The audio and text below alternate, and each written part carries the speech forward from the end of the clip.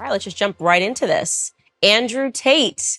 Long time. I know, it's been a very long time. Very long time. Actually, I met you downstairs at the Ritz. Correct. George and I were engaged at the time. Yep. And I probably was very swept up in George and barely got time to talk to you. But I do remember you being very polite. So it's interesting to fast forward to today, and you were very much in the UK circuit. Yeah. Now it seems like your celebrity is kind of really hitting the US market. They're kind of finding you for the first time, digging up a bunch of old clips, and there's a lot of pressure now on conservatives to say something really awful about you. There seems to be a pressure on everybody on all sides to say something awful about me. I kind of feel like I've been placed in a position where there's always someone attacking me new each day. But I guess I was built for it because it doesn't bother me like it should, perhaps. You seem to be doing pretty well given the circumstances. I know the truth in my heart, and I know that what I say is the truth, and I understand very well the internet and how it works. And I also think I'm perspicacious enough to understand there's certainly a degree of weaponized virtue and perhaps a degree of jealousy and perhaps a few other things that are involved in all of these attacks. I don't believe that people who sit and attack somebody for their past, especially something from so long ago, are genuinely virtuous. I don't think it's about virtue. I think it's about, well, I can get some clicks this way, or I can get some views that way, or he did the biggest interview ever, or whatever it is. There's certainly some other motivations.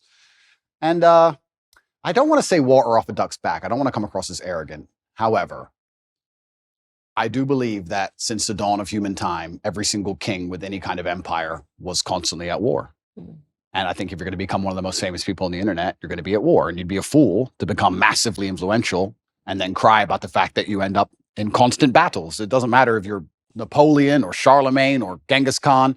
There's always someone prodding the edges of your empire, trying to find weakness, see what a little bit of land they can take. And I think it's always been the same. And right now, I guess you could say, to a degree, I certainly have an empire and I'm massively influential. And there's a degree of, I wouldn't say jealousy, but there's certainly some ambitious people who are trying to damage it. I think that's what it is. So I did see a mashup clip that we're not going to show because I thought it was unfair. I will say that. Yeah. Only because there was no context provided to the clips. It was just an extract of something that you said that 10 years ago. Some of them were literally 10 years ago. Yep. Didn't know what year it was from, didn't know who you were talking to, didn't know what context it was. And I've been victimized online by something like that before, where somebody takes something abstract and says, well, this is what must be what she means, until they're provided the full context of the clip. Yeah. And I also take exception to, I think, digging back 10 years. I don't know who could survive that litmus test. I'm 34 years old today. Yeah. 10 years ago, today I speak to my audience. I talk about, they call me puritanical. I talk about, not drinking. Yeah. I think the biggest change has been becoming a mother. Yeah. And it would really be unfair if we went and found Candace at 24 years old, liberal, dancing at One Oak and said, well, look at these clips of Candace Owens. Fortunately, I had no cameras in my face 10 years ago. Yeah. You somehow did. So I think it's a bit unfair. I also think that some of the critique that is coming your way is coming from people who are well-intentioned, like they actually don't perceive maybe perhaps, okay, this is 10 years ago, what the context is, has he changed since? So I will ask the question, and we are going to get into some of those clips. You said you're an open book. Yeah. How have you transformed? And I've seen changes just, I think, in the last 5 years. Yep. Who are you today? How have you transformed? That's a very good question. It's also very important when you talk about Candace from 10 years ago. The idea that you did something 10 years ago, which you would no longer agree with, is one thing. But the second thing, to come along to the conclusion that you now have no value to add to the world would be massively unfair, right? Everybody changes, and that's fine. I'm not the kind of person who's going to sit and apologize for his past. I believe all's well that ends well. I believe we're humans and we grow and we learn. I'd be a fool and I'd be disingenuous to sit here and pretend I was sorry for something I did in the past. And I'm not going to do that. I'm going to be very honest to everyone at home.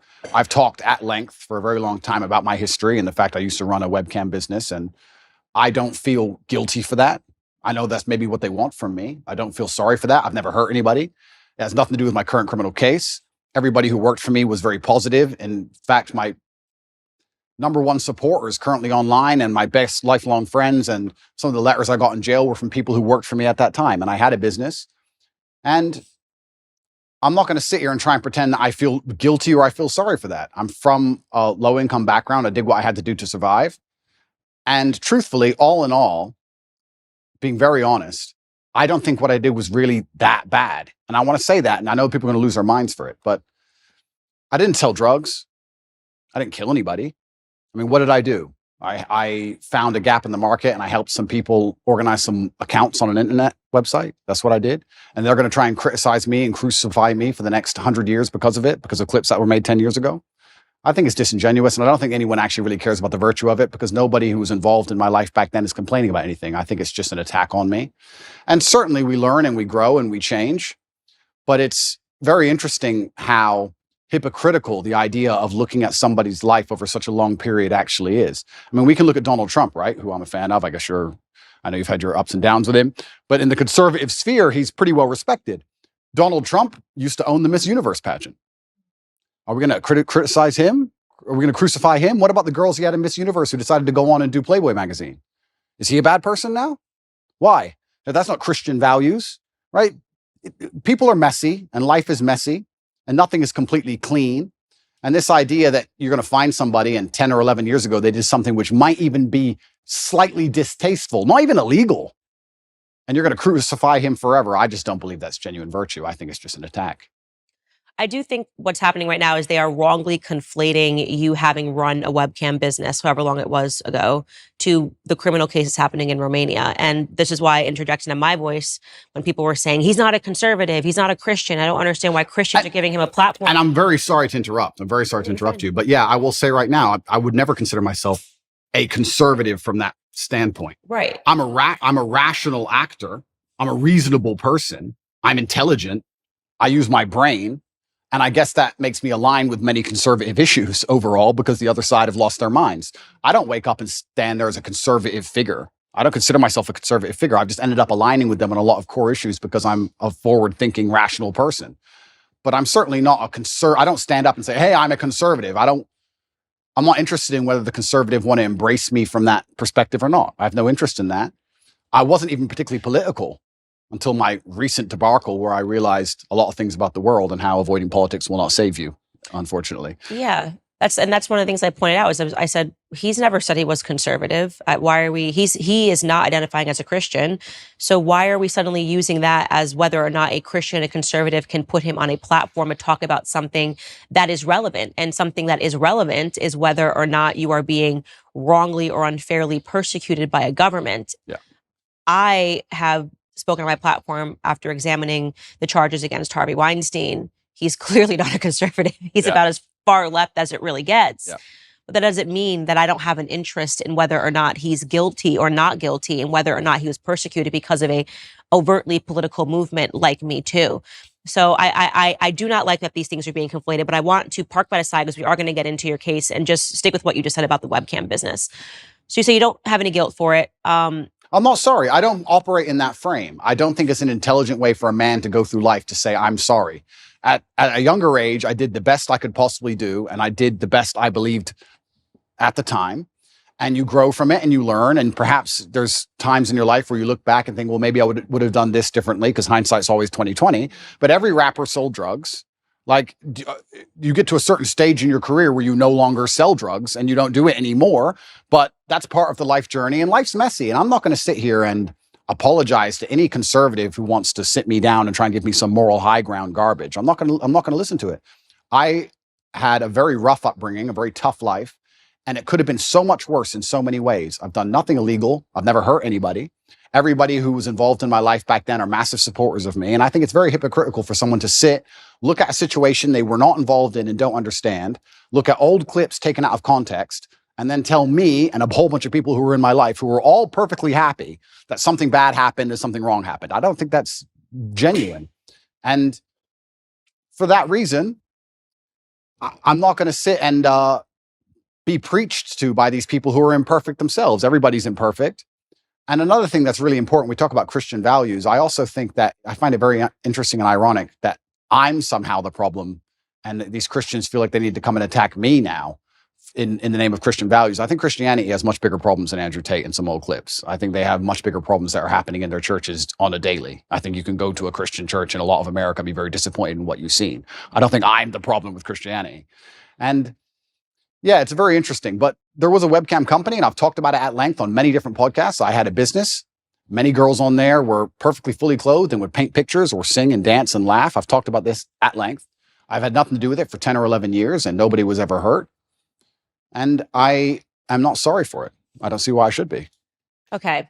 So the way that I read you, and you can definitely let me know if I'm wrong, obviously, because you are you, is that people that don't come from a lot, me and you, Yeah. obviously, um, obviously have different decisions that lay before us in life than people that come from everything or people that come from a very stable household, two loving parents.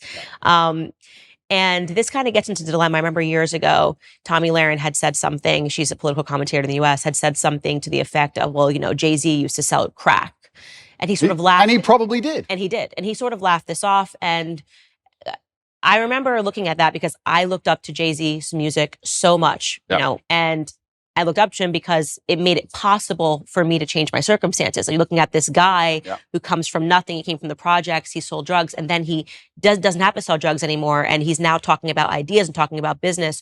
So I was able to more closely understand and go, okay, I can actually climb out of these circumstances, even though I wasn't born, with a ton of wealth and a lot of opportunities that some people were. Yeah. And I think it's very difficult for people that don't come from nothing to understand that. And they're so sure that if they were in desperate circumstances that they would still never do anything. But this is their massive mistake. And you're right, but this is their massive mistake. The reason I have such huge affinity with the youth of the world today, especially the masculine youth, is one, because a lot of them are disenfranchised, which is one conversation. But two, also the reason my reach is so global, the reason I have so many fans in Slovenia and Southside Chicago, and I've had kids from Ulaanbaatar come up to me, Mongolia, all around the world, is because I speak to the disenfranchised. And part of that is always going to be, or is going to involve, financially disenfranchised.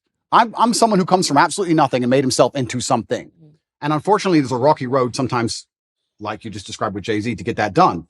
But if I would have been born into a perfect family, like you said, two loving parents, family was rich, white picket fence, and I was saying all the same things, then they wouldn't have the same affinity. So if you look at even a lot of superheroes, you look at Batman, he's a flawed person. And I think the reason I'm seen as a hero and the reason I have the fan base I have is because to a degree, I've always been a flawed person and I'm not a perfect human and I don't want to be. And I think that actually adds a lot of credibility to my character as a whole, that I've become the kind of person who believes he can add value to the world. And just like you said with Jay-Z, he changed. And the biggest thing for me personally, though, truthfully, and I want the whole world to understand this, I've been forensically analyzed by multiple different federal agencies from different countries for the last 17 months, analyzing every aspect of my entire life across the last 10 to 15 years. And what did they find? An old YouTube clip? That's the worst they could find. No sexual perversion, no drugs, no genuine criminal acts. They found something semi-immoral in a YouTube clip. And I would actually challenge anybody who wants to throw stones at me to go through the same level of scrutiny I have been under. And let's see what they find in your life. Because I guarantee anyone who's watching this right now, you sit there, you have a secret in your closet. You have a skeleton that you don't want anyone to know about, and they would have found it. So what's the worst thing that they found about me, considering I've been the most attacked man in the world for 17 months? An out-of-date YouTube clip? An out-of-context YouTube clip? Is that the worst? I think it's crazy that people aren't even sitting there and going, okay, this guy's been absolutely attacked and from every single angle, and this is the worst they could possibly drag up. Right. No, I agree with you. So the question I would ask you, though, and because obviously you've moved away from that business, the thing I find to be the most interesting about you is that younger boys love you. Yes. They absolutely, like the 12, 13-year-old, 14-year-old. I have not come across a 12, 13-year-old boy who's not just an Andrew Tate stan. Yeah. And I think it's remarkable. It gives you a lot of power. And I think this is perhaps the interest that a lot of people have in you is, what are you going to do with this power, right? You have all of these boys, they believe in you, they stand up for you. And that is why it becomes important to state, I'm not sorry that I lived this. I don't think I would say that I'm sorry for anything decisions that I made when I was young either, because this is the deck of hands that I was given. What do you want me to do? Yeah. But at the same time, I do try to, now knowing that I have such a following of a lot of young ladies that follow me, say like, listen, I did the idiot stuff, so you don't have to. Power and responsibility go hand in hand. And that's the thing that's so interesting, these out-of-date clips, and they want to talk about these things from 10 years ago. At the time when I was talking to camera, those videos were made for private circulation initially. Secondly, I wasn't trying to educate the world on anything back then. I didn't have the kind of power and influence I have back then. The way you say something to a video which has 50 viewers has to be different than the way you say something to a video that has 50 million viewers. Mm-hmm. Power and responsibility absolutely go together, and I understand that very well, and I understand the power I have. And I do believe I'm now an absolute force for good in the world, and I'm far more careful with how I'll project myself with certain ideas. Absolutely agree, completely. But that's the thing that's even so crazy about all of it. These old videos that everyone's so concerned about wouldn't even circulate if my haters weren't constantly trying to use them against me. They'd be disappeared into the history of the internet. I don't know where these things come from. I don't know where they were found. I don't know where they are. It's kind of crazy. A lot of people are making all these constant attacks on me, and I don't watch a lot of it. I'll have to be honest with you, Candace. I don't watch all of it, but a lot of the videos are so outdated. The only reason they even exist now is because my haters are so desperate trying to take me down. They don't have any concern for them being seen because they wouldn't be circulating them otherwise. Mm-hmm. So yeah, absolutely. Power and responsibility go hand in hand. And I do believe that I now have a huge platform, and with young boys, they're exceptionally interested in my case. I do believe to a degree I'm an anti-hero. I do believe to a degree that the harder I'm attacked, the more credibility is given to me in the eyes of my fans. I think that they see, everyone's out to get this guy. Everyone was out to get Batman. This kind of feels that way. And I do try and lead everyone down a good path and say extremely positive things. And I don't think anybody is finding any clips from the last 5 to 6 years which have anything negative in them. Right. I think you've changed. That's why I say over the last 5 years, I think there's been a seismic shift. And speaking to boys, like younger boys, I think one of the things that they're really suffering from, I get tons of responses rather unexpectedly whenever I talk about the topic of pornography on my show. And it's one of those things that, again, if you found Candace 10 years ago and you asked me about pornography, and by the way, this was actually implanted into my head from a health school, like from health education, where they would say pornography is healthy, people should watch pornography, people should engage in pornography, it's okay if you're in a relationship for you to watch pornography. And then I had a huge wake-up call when I spoke to Tim Ballard, he runs Operation Underground, and then I realized how closely pornography is related to human sex trafficking. Real sex trafficking, not TikTok sex accounts. Trafficking. And yeah, we should talk about that because they are kind of stretching the definition of sex trafficking. In your case, I've taken a look at it. And what's remarkable to me is the amount of young men, and I would say from the ages of 18 to 35 that write in and say how much they're struggling with porn, how much they're struggling with pornography addiction, how they feel that no person is talking about the ills of pornography. Yeah. And so I just watched this clip of you this morning, sitting next to Adam, 22. You were ever interested in doing your first ever double penetration scene that me and Lena, I mean, I don't want to speak for you, but I feel like, dude, would he be a suitable candidate? Andrew Tate, can I tap him in? I don't know. No. He looks built. Can I fill in real quick? Andrew, you're out. Aiden, we canceled you. You're not in this conversation anymore. Fair enough. Go ahead, Andrew. Would you double penetrate her, bro? Would you do that, Andrew? Go ahead. Finish the answer. If we're all popped together, is that chill? There's absolutely 0% chance of that happening. And it's not because Elena is particularly unattractive. It's because she's married to Adam, and I have no interest in degenerate, pointless sex, and I have no interest in making a spectacle of myself or even just involving myself in anything which I deem to be overall haram and pointless. It's just not something I'd be interested in. There's not a single amount of money on the planet you could pay me to undertake. So you were very polite. I'm not going to be so polite. I thought he was an absolute degenerate. And I mean that the idea of having a woman making the vows that you make in marriage and literally offering her body as he did to you was a form of degeneracy. And you were being very nice and measured. And I think that for that moment, that was the best thing that you possibly could have done because she looked quite vulnerable. Yeah. Lena, I think is her name. Yeah. But how do you reconcile that now, right? You're in a circumstance like this. You're being polite. You did say I'm uncomfortable. You did say that I would never do this. And I think that was really important for you to say. But you're not the same person. I mean, how did you? Yeah. Even reflecting on it. It's so disgusting. He offered you his wife. It is pretty disgusting. And it's also pretty misogynistic because he didn't ask her. He offered her. I felt sorry for her. So I was very measured with my conversation with them because I felt sorry for her. I could tell she was nervous. She was swinging on the chair back and forth. She didn't want to be there. She felt extremely nervous. And I think that only a coward would berate a very nervous, very scared woman, even if she did something which I personally disagree with, even if I think Adam is personally, he doesn't align with my morals, because she was so nervous and because she was so almost afraid she looked. Mm-hmm. And I think she expected me to go at her hard. So I just felt sorry doing it. I couldn't find, maybe I'm getting soft in my old age, but I think she knows what I think, and I think she knows what the world thinks. And I think if I go at her too hard, it's just going to break her. And I don't really like the idea of her, turning off the camera and bawling her eyes out. I think that God will teach her the lessons she needs to learn from her experience, both positive and negative. And I think that's God's job to do and not necessarily mine. But yeah, it was certainly uncomfortable, and it shows how degenerate the world is becoming. And pornography as a whole is simply just, I think it's an effect. I think it's a tool which is used to ensure that the male populace stays as docile as possible. I don't think that any of the things that are happening to the male population are accidental. I think that keeping us as docile as possible is very interesting for the people who are in charge of the world, because we're the warrior class. At the end of the day, it's going to boil down to the men who are going to stand up and actually do something about anything at some point in time.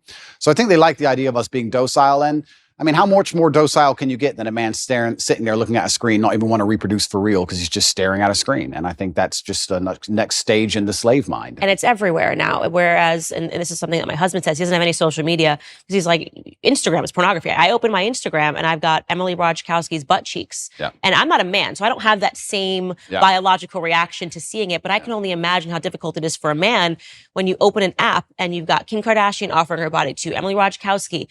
Even if you're walking down the street, I've realized even how desensitized I've become to pornography, because you see an ad for Gucci and for whatever reason, she's got to be completely naked while she's holding the bag. I remember in my lifetime, there were music videos that got censored or banned or can only be played after 10 or 11 at night. And if you watch them now, you'd be like, what? For what? What is that? A bikini? Like, it's nothing. It's amazing how quickly it has degenerated. And yeah, absolutely. And we're all degenerating with it. Like I've realized the fact that I don't have a reaction to seeing the half-naked woman holding a Gucci bag means that I have been desensitized to pornography. And I can only imagine what that does to men. Oh, completely. And but this is what the powers that be want. They want to make sure that the male populace is as docile as possible. And they do that with a large array of weapons. And they do that with a web of tools. And I believe that I'm the counter to that, which is the reason I ended up attacked in the first place. But unfortunately, when you buy into the slave mind programming, you do not become the kind of man who can easily attract a woman, because you're not attractive to females as a whole. So how do you satisfy yourself? You end up sitting there staring at a screen, and they convince you that's a good life to live as a man, and that's perfectly fine and perfectly normal. And you don't even get to genetically reproduce. I do also, though, and I want to make this clear, I do believe in absolute and utter self-accountability as a man. I think as a man, everything that happens to you is your fault. Me going to jail was my fault. Me being attacked online was my fault. If all these bad things that happened to me, I will take responsibility for, even if I believe they were unfair or unjust. And I think that any man who's going to sit there and say, I'm struggling, he also needs to wake up and understand that if you're going to truly struggle to not click on a website, then you're going to deserve the terrible life you're going to live. And the devil or the matrix or whoever you want to call them are going to fill your life with temptations. They're going to fill your life with easy way outs that they're going to want you to take, because the good road is usually the hardest road. And if you're going to continue to fall for them, then you're going to have to suffer the consequences of that. So it's double-edged. It's certainly difficult that pornography is everywhere and men are struggling with it. But to me, what's even more upsetting is that these men don't have enough fortitude and enough mental strength to wake up and say, I'm better than that. Okay. But this is the thing, right? So I'm about to get started, Candace. Good, get started. This is the thing. But this is the thing, right? So when you attack a man's mental fortitude on one issue, you attack it on all issues. This is why it's done purposefully. To resist a slave mind, you need to be able to resist in the first place. How can you resist a slave mind if you have no physicality, you have no willpower, no ability to mentally resist anything? Well, then what you're going to end up doing, you're going to end up eating the bugs and watching the porn and sitting in front of your computer. And that's what they want from the people. So I think that it's actually all very interconnected. People come at me with the porn problem and I get the same thing. Guys say to me all the time, hey, what are you going to do? What should I do? I struggle with pornography. And I say, that's because you have nothing else in your life in order. If you were in good physical condition and you had the money you were supposed to have and you had the mentality you were supposed to have, you wouldn't need it. So the reason you're so addicted to porn is because everything else in your life is a failure. And yeah, it's certainly a complicated issue. It's a difficult one. And this is why they fear male agency so much, because when men truly wake up and decide to be the best versions of themselves, they're hard to control because all these control mechanisms fall by the wayside. They don't want the porn anymore. They don't want the antidepressants anymore. They don't want the garbage anymore. And now you have a whole bunch of men who actually want truth and honor and respect, and they want to live for something. And then what are they going to live for? They're going to want to be brave. They're going to want to do the right thing, regardless of how dangerous it may be for their own personal circumstance. And that sounds like a difficult population to enslave. And that's what's scary. So how do you reconcile, first off, how long ago was your webcam business? Yeah, so I stopped having any involvement with it. I think 8 to 9 years ago, I stopped. It was a long time ago. It was at the early stages of the internet. And I'll explain it one more time for people. I've explained it already at length, but I'll explain it from the beginning. I had a company. I was fighting at the time. And on a side note, I actually want to make this clear. We talk about things people have done in the past for money. I beat people up for money. I hurt people for money. I don't often tell people this, and I think it's the first interview I've mentioned it in. There's a person who can never walk the same again because he fought me. I've had 87 professional fights, and I did my best to kill people. You're going to sit here and talk about what I did for money. I literally hurt people for money. And I'm not a perfect person. I'm not sorry for my kickboxing career or my cage fights. I'm not sorry for any of it. I had bare knuckle fights. I'm not sorry for any of them, right? I was a person who had to pay the bills. I lived the life I lived. I used the tools I had. And I ended up opening a webcam company where girls would sit on a laptop and they would talk to guys on the internet for money. That's what they would do. The girls would sit there fully clothed or a bikini. Some of them would paint pictures. Some of them would sing songs. It's very similar to Twitch is now. Twitch is almost more sexual than the sexual websites were back then. I helped the girls set up accounts. We worked together. I helped them become as popular as possible. And everybody made money and everybody was happy. And nobody is complaining about it. Nobody's upset about it. None of the girls who worked for me are upset about it. The government aren't after me for it. It's perfectly legal. Nothing's wrong with it.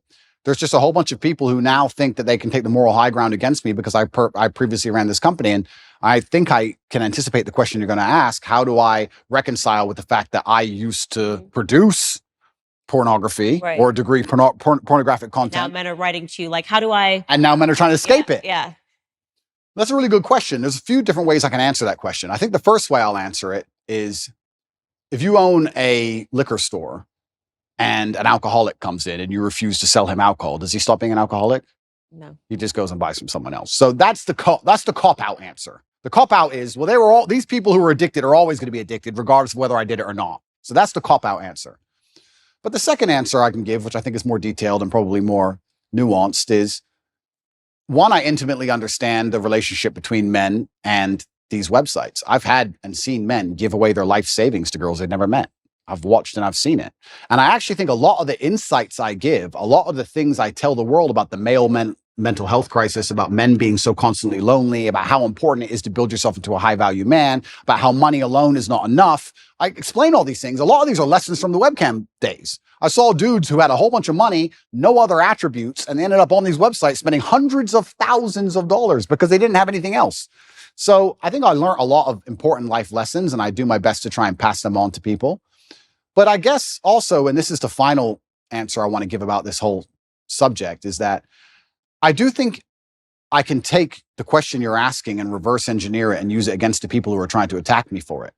My answer to it would be, how do you sit and want to criticize me for being involved in the production of pornography 10 or 11 years ago if you're involved in the consumption of it? Because you're creating a market for it. So anybody who wants to sit and say that I did things wrong, that's fine. You're allowed to throw stones. But if you're in a glass house, if you have ever signed up to an OnlyFans account, if you have Instagram, if you're following these models on Instagram who you don't know, who are showing their tits and ass all day, if you've watched porn, if you fancy or think some beautiful woman on a movie, if you're going to live in lust yourself and you're funding this entire industry, you're downstream, you're at the bottom of it, how can you then take the moral high ground on the person who's producing it? That doesn't make sense to me. So if you've totally abstained from pornography your entire life and you've never looked at it ever, and you've never been involved with it ever, and you're a perfect person and you want to come along and say what I did was wrong, that's fine. But I don't think most people who are complaining can even say that. I don't think they can. And I will once again state this, and I state this as a matter of almost fact. The level of investigation I've gone under, the level of forensic investigation my life has been submitted to, most people don't understand. Most people have never been through what I've been through. They've not had their entire life forensically analyzed, every word they've ever said, everyone they've ever spoken to, every WhatsApp chat, everything, head to toe by federal agencies for the last 10 years. And the most they come up with is that I ran a webcam company, which I've already admitted to. That's it. Take these people who criticize me and see how many porn websites they've been on. Get their laptops, see the they've Googled, see who they've spoken to. Like, it's all massively hypocritical. I do understand that some people would hear that and go, oh, he's a bad person, etc. I don't think I was a bad person. I never hurt anybody. I think I could have done much worse things. I know many people from my circumstances who did many things worse than what I did. And all in all, I'm not going to sit and pretend I'm sorry for something I'm not sorry for. And I just want to make it clear to the world that, like you said, people come from different backgrounds and people grow and people change, etc. But I also look at the world in a different way. I think that we're all constantly doing our best. I think I'm doing the best I can right now. When I'm 55, I might watch this interview and think I'm an idiot, right? And I think we're all constantly doing our best. And I did the best I could do at the time. And I don't think it makes sense for me to hate past me for doing his best. I just don't think that's a very constructive mindset.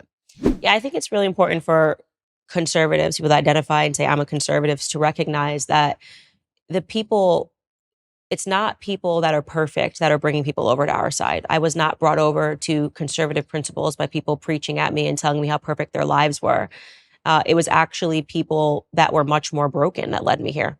Which is fascinating. I got interested in business because of Jay-Z. Yeah. I criticize him all the time now about things that he does. But you're not. I got interested, Kanye in Kanye West, him doing a Christian album and things of that nature. You need people that are flawed. You need people that are real. This is the thing. I'm not particularly political. I didn't consider myself particularly political, but it looks like I'm kind of ending up there. And like I said, I'm a realist, which puts me on the conservative side, and I'm not stupid. And I understand very well about the world and propaganda and what they're trying to do to us. So you end up being a conservative by default. But you're a real person if you have flaws.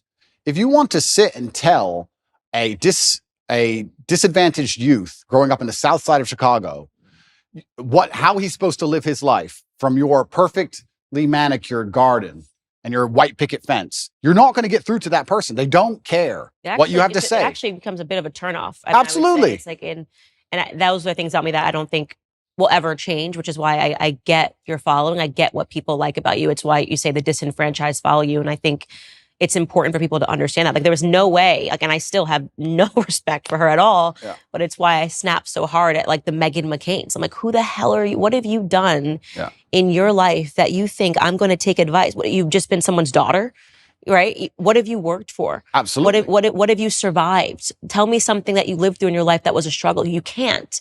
Because your life has been perfect. And so I think it's so foolish to think that I'm going to take a lesson, that I'm more likely to take a lesson from a Meghan McCain, who I don't even think is a conservative. I think she's just a rich girl and got rich in way worse ways than you got rich. What was daddy doing overseas? And that's a really amazing point, because we can also look at that, right? Conservatives will sit here and attack me. There are people who are making millions from blowing children to pieces. Like, let's get the world in perspective here for a second. But it's cleaners. They didn't get their hands dirty. Of course. Yeah, I totally agree with you. And that's why I am never the first to bark when someone is suddenly assessing someone's entire life. I'm like, look at you are literally built on the backs of dead Iranian children. Absolutely. And I'm standing up here also, and I want to make this very clear. Like, I've not tried to avoid this judicial process. I've not tried to run away from anything. I'm standing here saying, if I've committed a crime, put me in jail. And if I haven't committed a crime, what can you say I've done? You could argue it was slightly immoral, perhaps. But I also, to a degree, maybe I'm a libertarian, I think if 20 people or 30 people get in a room and they all agree to do something and it makes them happy, then they should be allowed to do it. If nobody's hurt and nobody's upset by it, then they should do it. And perhaps that does make you a libertarian. If 30 full-grown men decide to go into a room and be gay, and they want to be gay, then they should be allowed to go be gay. You're 30 men, you're not hurting anybody, it's what you want to do. If you want to wear red t-shirts, wear red t-shirts. If me and my brother had 30 people, we all got together and everyone made money and everyone was happy, who's others to come along and criticize and say people are victims, people are upset, this is wrong, this is bad, etc. So, yeah, you're completely right. It's amazing how people throw stones and how imperfect everybody is, truly. And I think the best thing you can do as a man is obviously learn your lessons from your life and try your best to pass them on. I feel like I'm doing that to the best of my ability. But also, another thing that conservatives is going to blow their minds, is going to really upset them. What they don't understand about, especially the strength of my message, is that to especially the young boys of the world, I'm cool. I'm cool. And I know they think that doesn't matter, but if you want to sit behind a desk and go, the Republican Bill 304, you're a dork. So no one gives a shit, right? You're a nerd. I've got the big cars and pretty women and I live the lifestyle. If you want to really capture the youth of today, you need to get some kind of affinity with them. They need to at least want to be you to a degree. You need to at least be their hero to a degree. This is where liberalism wins. I don't think a lot of conservatives understand that liberalism's sexy. You do drugs, you run around, you burn stuff. It's cool. You get a party. Because what do conservatives do? Stay home, stay home, stay home. It's boring, right? At least what they don't understand is that conservatives will sit there and go, he's a terrible role model because he has all these pretty girls in this fast car and he's a materialistic. That's the reason I can actually help the world. That's the reason young boys will listen to me. You said it yourself, 14, 15-year-old boys, they'll look at my life and go, okay, I want to listen to this guy. They don't want to listen to me if I sit behind a desk and read Republican Bill 308. I don't read that crap. I don't know. And they don't care. I agree with you. I mean, I think one of the criticisms that I faced was that I care too much about culture on my podcast. I'm like, culture is interesting. Culture is what is changing minds and changing hearts. 100%. So if you don't want to compete with liberals in the cultural space, then what are we doing this for? 100%. Right? What do you think the young kids, do you really think that they're, like you said, following a Senate bill that just hit the desk? Or do you think that how you convey that to them and how you're talking about ideas actually matters and culture matters? And it's something that conservatives gave up many years ago. And they wonder why they lose. And then we call it... Trump was cultural. Trump was cultural. Yeah. Trump was fake news. Yeah. Trump was a hero. And to be a hero, you have to be attacked and you have to be an imperfect person. And that's the reality of the world. And culture is super important. And you're right in regards to conservatives giving up. I'm trying to think of conservative culture now. I mean, I like to think that we're making degeneracy unpopular. I like to think that there are some good voices out there that is making God cool again. I actually like to believe the pendulum is swinging. I do believe it. And I see it online. And it's a combination of so many small things coming together almost in perfect timing. But it is cultural. You need a cultural shift that moves away from this insanity. And you're right. If you just want to sit there and just preach, nobody's going to be interested in it. And I also think that especially in the masculine realm, I can't talk for being a woman, but I can talk for being a man. In the masculine realm, we certainly like to see people lead by absolute and utter example. Because traditionally, we would be following our commander or the man we respected into war. So we'd like to know he can at least fight. You like to see he's at least brave. You like to see him lead by example. And I think especially if conservatives want to win the culture war, then they need to lead by example. If you're going to be a conservative preacher and you want to tell men about how they should live their lives, you should be as strong as possible. You should look in shape. You should be big. You should show you're motivated, you're disciplined. You should absolutely, of course, we all have vices, but you should be very disciplined with your outlook. You should make it very clear to the outside world that what you've done wrong, what you haven't done wrong, you should take accountability. I think you need to lead by example. I don't think you can preach to men. I don't think you can preach to young boys. I think that's the reason why they don't do so well in school in general. I don't think that's the reason why they're disenfranchised. I think you need to just lead by example and let them follow. And I feel like I'm kind of doing that by just standing up and saying, no, this is who I am and I'm unapologetic for it. And this is what I've done. And this is what I intend on doing. And I'm going to try and save the world. So I want to shift gears here and talk about your dad, because I'm quite fascinated by your dad. He passed recently. Yeah. How many years ago? 9 years. 9 years ago. Yeah. But wow, just wasn't at all what I was expecting. A chess champ, served the country. His name was Emery. Yeah. Really interesting to talk about just, I guess, your upbringing with him as this chess champ. How did he get into chess? Yeah, I do believe I had the best father on the planet. A lot of the things I regurgitate are regurgitated from him. A lot of the things I say, he literally said to me line for line. I believe that he was very morbid in his approach to life, and he wanted me to understand that he will not be here forever. And he wanted me to understand that when he is gone, I had a duty to fulfill. He talked about dying a lot, which I guess is kind of unusual, but he would, even though he was relatively young. He died when he was 58.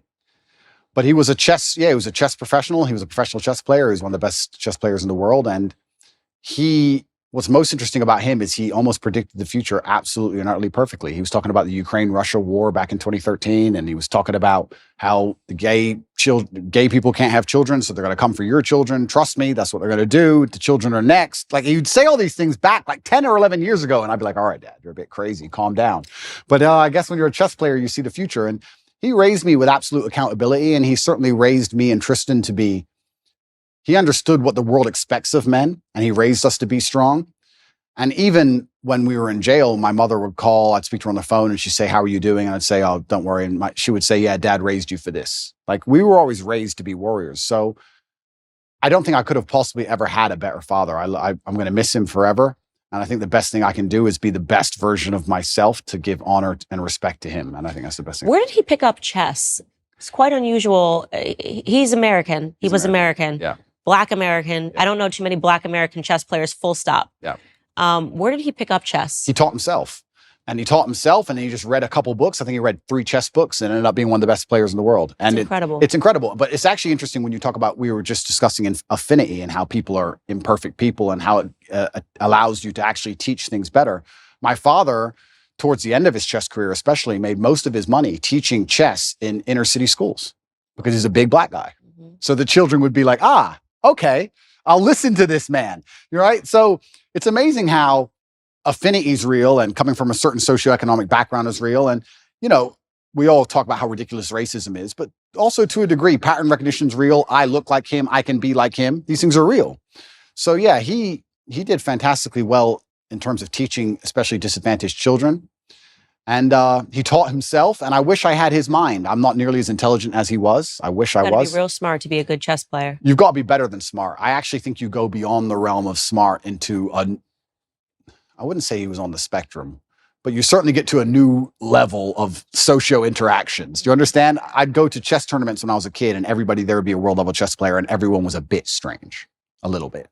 I don't know if it's like that anymore. I see the chess community's now moved online. There's a lot of them playing online, and they seem a lot more normal than the grandmasters I remembered. I remembered old grandmasters, half drunk, ex-KGB, shaking at the board. Yeah, like it was a bit different back then. But yeah, I wish I had his level of intellect. He was certainly the smartest person I've ever known. And even when he died, I got endless emails from people I'd never heard of who just said, I worked with your dad, and I don't think you understand how smart he was. He served America, yeah? He served America. He was in the Air Force, and he was a linguist for the CIA. He joined the Air Force and ended up being a linguist for the intelligence. What other languages did he speak? He spoke Russian, German, Spanish, and English, but officially he was supposed to speak Russian. He assimilated Russian in 2 weeks. I think he holds the Air Force record. Okay, so he's very smart. Yeah, super ridiculously smart. Yeah. I got an email from somebody when he died, and they said that, I just want to send you an email. You don't know who I am. I'll serve him with your father in the armed forces. You tell everybody your dad was smart, and they're not going to understand how smart he was. And I want to give you a quick story. I was living with a Russian woman, and I already spoke Russian conversationally when I began the Air Force training to learn Russian. Your father knew nothing, didn't know the alphabet, didn't know nothing. And within 2.5 weeks, he was correcting everybody, including the professor on Russian. Yeah. So like he just read the dictionary. I saw my dad sit there and read a dictionary, just read it. And that was it. Yeah. It's like photographic memory. Like he was on a spectrum. Yeah. Something else going on. Yeah, something else. The little X-Men. Emery Tate was his name, and everyone called him E.T. Yeah. He was tough on you. E.T. He was certainly tough on me, and I can't express enough how grateful I am for that. We live in a world now where I'm going to say that my dad hit me when I made a mistake, and everyone's going to lose their minds. And they're going to pretend I was somehow abused and that somehow my childhood was terrible. And I could not if he was come down to earth today, I would shake his hand and say, thank you for absolutely everything you gave me, including discipline, including understanding that in the harsh realities of the real world, there is a line. And if you cross that line, violence appears. That's the unfortunate reality of earth. There's a line. And if you cross it, violence will appear, either from a cop or from a guy on the street, or from someone you don't like, or even a friend will turn on you, whatever. There's a line that shouldn't be crossed. And I learned that from a very young age, and I'm very thankful for that. I'm not sitting here saying a kid should be abused. There's a difference between abuse and discipline, of course. Everyone with a brain understands that. But he was extremely tough on me. And if I could change anything about my childhood, I'd only wish he was tougher. Because life's tough. Life's hard. And I think that the best thing you can possibly do as a man is prepare for the endless difficulty that's going to come your way. There's no way out as a man. You're either going to have a very difficult life to become somebody important, or you're going to suffer the difficulty of being invisible. What do you want to do? You want to be invisible and just hide and work in Starbucks and never have a girlfriend who truly loves you and nobody care if you live or die? Or do you want to go out there and be top G and be the most famous man in the world and have government agencies trying to lock you up for no reason, putting you in a dungeon? You have to make a choice. It's going to be difficult either way. So I think if you have a son and you're not preparing him for absolute difficulty, you're doing him a disservice. I think that's what has to happen as a man. And I've said this many times before, but I'm going to say it again. I don't think many people understand exactly how competitive the masculine world is. Men are constantly in competition with each other. We always have been. We used to go to war and fight and kill each other. I guess in some places we still do. Maybe that's calmed down a little bit. But in the masculine world of today, everybody is constantly competing for everything. The car that you want, other people want. The woman you want, other people want. The house you want, other people want. You're competing to have all of it. And how do you do that? You do that through status and money and influence and power. It's war. I don't think many women realize that when two men even meet each other for the first time, it's like an unspoken, maybe tiny bit at the back of the mind. There's a tiny analysis of, could I fight this man? Yes. That's real. It's super real. You go up and say, hello. He's more than a one-punch issue. That's it. Oh, he's one punch. He's one punch.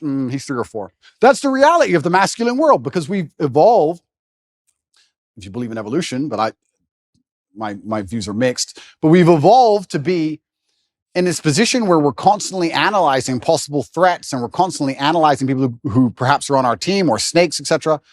And I think that not many people understand exactly how brutally competitive the masculine world is. And I think the worst thing you can do for a son is just to raise him in a bubble.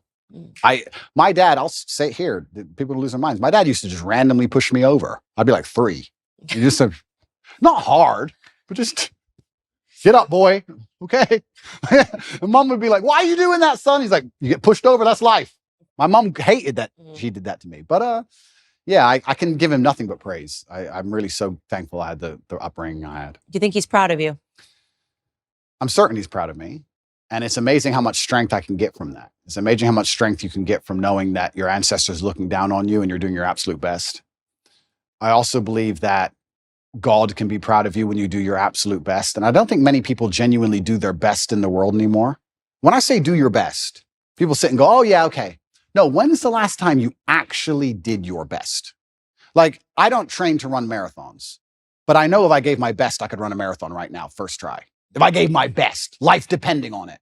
When's the last time people have genuinely given their best to anything? There are people going through the world and going through life today that don't give their best or 100% effort to anything ever. Ever. They can't even remember the last time they tried. So when I'm sitting in a dungeon, I'm sitting in a Romanian jail cell, I understand that it is a chance that God has given me and my ancestors are watching for me to do my absolute best and to show to them that I am the man I say I am. You can't become the most famous man in the world for mental resilience and God not test your mental resilience. I think that would be a very amateur way to view the world, that you can now become one of the most famous men in the world who talks about mental discipline and mental resilience and God's not going to test it. I think God's going to come along and say, okay, you want to be Mr. Famous. All right, let's see what you have. So I believed it was a chance to show God and show my ancestors and show my father that I am the man I say I am. And it's amazing how much strength you can draw from that, because I don't think many men especially understand that even if you don't have the strength to be a hero for yourself, you should have enough discipline and enough honor to want to be a hero for somebody else. And if you have other people you truly respect, you should want to be a hero for them. And I think that's the masculine imperative. If someone's going to attack your wife, that's when you become a hero for her. You have to. What kind of man are you if you're not? And you can apply that to other things. If you apply that to your ancestors, or you apply that to God, or you apply that to your beliefs or your core principles as a man, then you can be a hero anytime you want. So it's so funny that you say that, because it really does. Everything goes back to biology. I think about this all the time, no matter how much sociology is behind everything, telling men to act like women and women to act like men. At the end of the day, women want a masculine man. And when they don't have a masculine man and they beat their man into submission, they're not attracted to them anymore. When it's a tail in between, it's just not attractive anymore. And I used to maybe think of this boyfriend that I had when you were talking about, just defending the realm, this sort of responsibility that men have. And I remember sitting there realizing that I had to break up with him, because I thought that if somebody burst through the door with a gun, I was going to have to be the one that would have to defend us, because he was just such a flower. 100%. And it's in society is yet blaring at men to do the opposite. And they're trying to confuse us. This is why I think you have a platform. This is my whole theory that I built in my head about why you have a platform, is because Lena Dunham came before you, right? And I think that for years, men were told to act like sissies. Yep. Men were told to put your tail between your legs. That was the message, the agreed upon message that came with, Hillary Clinton running, the Me Too movement, all of these things where men were basically told that if you have a masculine instinct, you're guilty. Yep. And then inevitably, because there is an equilibrium in this world, because there was Lena Dunhams, because there were the Taylor Swifts, because there was the Girl Squads, eventually what would have to happen was that it was going to have to be evened out by someone saying, no, F that, be a man. Yeah. And I don't feel guilty for being a man, and I don't think any man should. No, I don't think so either. And I think that the most annoying thing about all of this is just how genuinely hypocritical it is. Because there's all this feminine movement and we don't need men and men don't matter, etc. That's music too, men ain't the whole, it's a agreed upon message that men suck. Absolutely. And it's only in the most favorable possible circumstances where females will say that. And that's what's so disingenuous about it, because as soon as things actually begin to get hard, the closer we get to the realities of life, the closer we get to the unfortunate circumstances of the world, and they exist in many places, the faster you'll see people look for traditional masculinity to protect them. So it's not even like it's a genuine belief. That's what's so upsetting about it, is that it's just, I don't know if these people are delusional or if they're deliberately hypocritical. I'm not sure which one it is. I think they're brainwashed. I think it's a two-pronged approach. I think it's the cultural messaging, and also in the education system, they're actively learning that this feminism is what you need to aspire towards. Like when you get out of school, women, you should want to compete with men in climbing the corporate ladder. I actually think there's a mass brainwash that's taking place. Well, completely. They want to neuter men. And the way you do that is you empower women to a point where they're now the dominant power, especially in the Western world. I believe we live in a matriarchy. I don't believe it's a patriarchy like we're told it is. I actually believe it's the other way around. I can't think of a single law that benefits men over women, but I can certainly think of some that benefit women over men. Mm-hmm. I think it's very dangerous to be a man in the world today. I think that if women want to destroy a man, it's extremely easy to do. We can look at my current scenario and situation I'm in, and many other men are in the same scenario. I can't think of many examples of a man falsely accusing a woman of something and her losing her entire life, where I can certainly think of ones the other way around. So, yeah, they want to turn men into eunuchs because their intention is to make us all slaves. And I say that and it rolls off my tongue and people just hear it and they don't actually think about what I'm saying. Their intention is to turn men into eunuchs because they want to make us all slaves. I want you to actually understand exactly what I'm saying to you, because at the bottom line of revolution has always been young military-age males, and they don't want them to have enough balls or enough forward thinking or even enough care for anything outside of themselves to do something about it. Another thing people don't understand is that a lot of these attacks and a lot of things they're trying to do with the culture, especially, they're trying to inject such innate selfishness inside of people that they don't really care about anything that happens outside of themselves. Because then it's very difficult to give a shit about your community. It's very difficult to have any kind of genuine care about your town or your country or an issue. No, they just want you to be self-absorbed, semi-depressed, because depressed people don't fight that hard, watching porn, living inside of your own mind, convinced that somehow you're oppressed for some reason, on the internet typing tweets. That's what they want you to do. And they're going to try and keep you there. And genuine masculinity, yeah, to a degree it's protective, and to a degree also it has parameters. You can't be a man who doesn't say no. You can't be a man who doesn't have standards for himself and for people around him. I've got labeled as ultra misogynistic because I believe that a man should have standards in his relationship. I believe a man should avoid dishonest people, male and female. You should avoid, if you're a dishonest person, if you lie, if you're going to deceive me, it doesn't matter if you're a man or a woman. I don't want to have anything to do with you. I was sitting talking on a panel show saying that women who are dishonest and promiscuous are not the kind of woman I'd ever want to associate with. And I was labeled misogynistic for that. So it's crazy how they'll attack you, and they'll attack you so violently and so endlessly and repeat it so many times in a bid to beat your soul down. That's what they want, especially from me. I truly believe I'm the number one prize for them to get. If they can get me to just give up. If we can get Andrew Tate to just give up, being a man's bad. Come on, Andrew, say it. And it's like, it's dangerous, one thing, but it's actually genuinely also sad. When I analyze the situation in the world we're in today, part of me feels sad that we've ended up in this place where the people who are in charge are so evil and their plans are so heinous and the consequences so dire that they know they can only implement them if they genuinely remove the warrior spirit from every man on the planet. Yeah. It's kind of sad. And the warrior spirit is really important. And it's something that I speak about a lot, that men need to go be men. Even in capacity of my marriage, my husband needs his guy time. I need my girl time. Yep. The masculine and feminine, it's very important. The fact that my husband hunts and shoots and does these things, that's very attractive to me. Yep. To know that if the grocery store is faded away, that he could go catch dinner. Absolutely. You know what I mean? That he knows how to skin an animal. Absolutely. And they poison that. Look at the hunters. Look at the way they view hunters. They look at people in the South. Yep. This is why they know how to ranch. They know how to farm. They know how to survive on their own, which is why they start to poison that mentality, which is why I think it's really important that you're speaking to young men about why it is okay to be a man, giving them permission to be a man in a capacity that I can't give them that permission. In the same way that I try to give women the position to know that don't allow them to delude you to believing that this is femininity. It is not femininity, Lena, to have your husband offer your body to another man on camera. That's the poisoning. They teach women that this is sexual freedom, that this is sexual liberation. Yeah. I looked at that and I saw a slave relationship.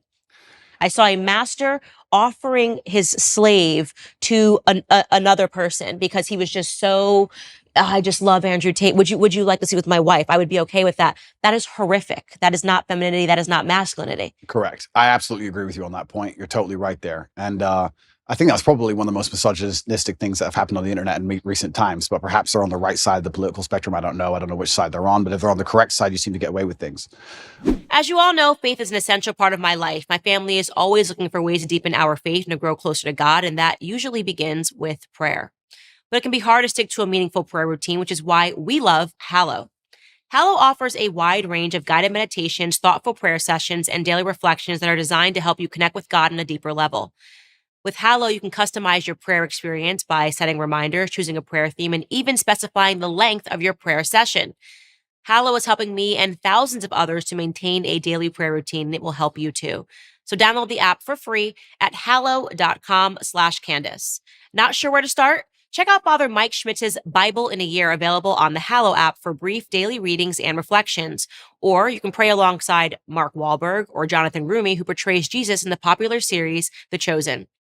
Get an exclusive 3-month free trial at hallow.com/Candace. That's hallow.com/Candace. Hallow, the #1 Christian prayer app in the United States. But it's very interesting what you're saying about your husband and fishing and hunting and stuff. I completely agree with you. And there's another thing about masculinity as a whole that I don't think that a lot of people want to address, but it's something that's certainly large in terms of my following. Because if we break down, if anyone's watching this now and they're trying to understand, why is Andrew Tate so popular? Well, I believe I speak to the base instincts of Base men. instincts. 100%. Base instincts. And one of the base instincts also for men, I don't think a lot of people understand, is to a degree is peacocking and showing off to a degree. And I do that fantastically.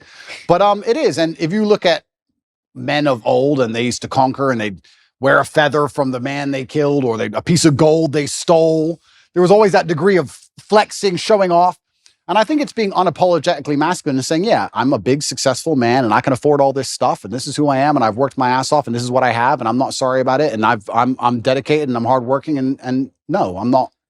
I don't feel like I should have to cower or hide or apologize to the world for any of these things. And I think that's the reason why a lot of men find affinity in my message. And you're right.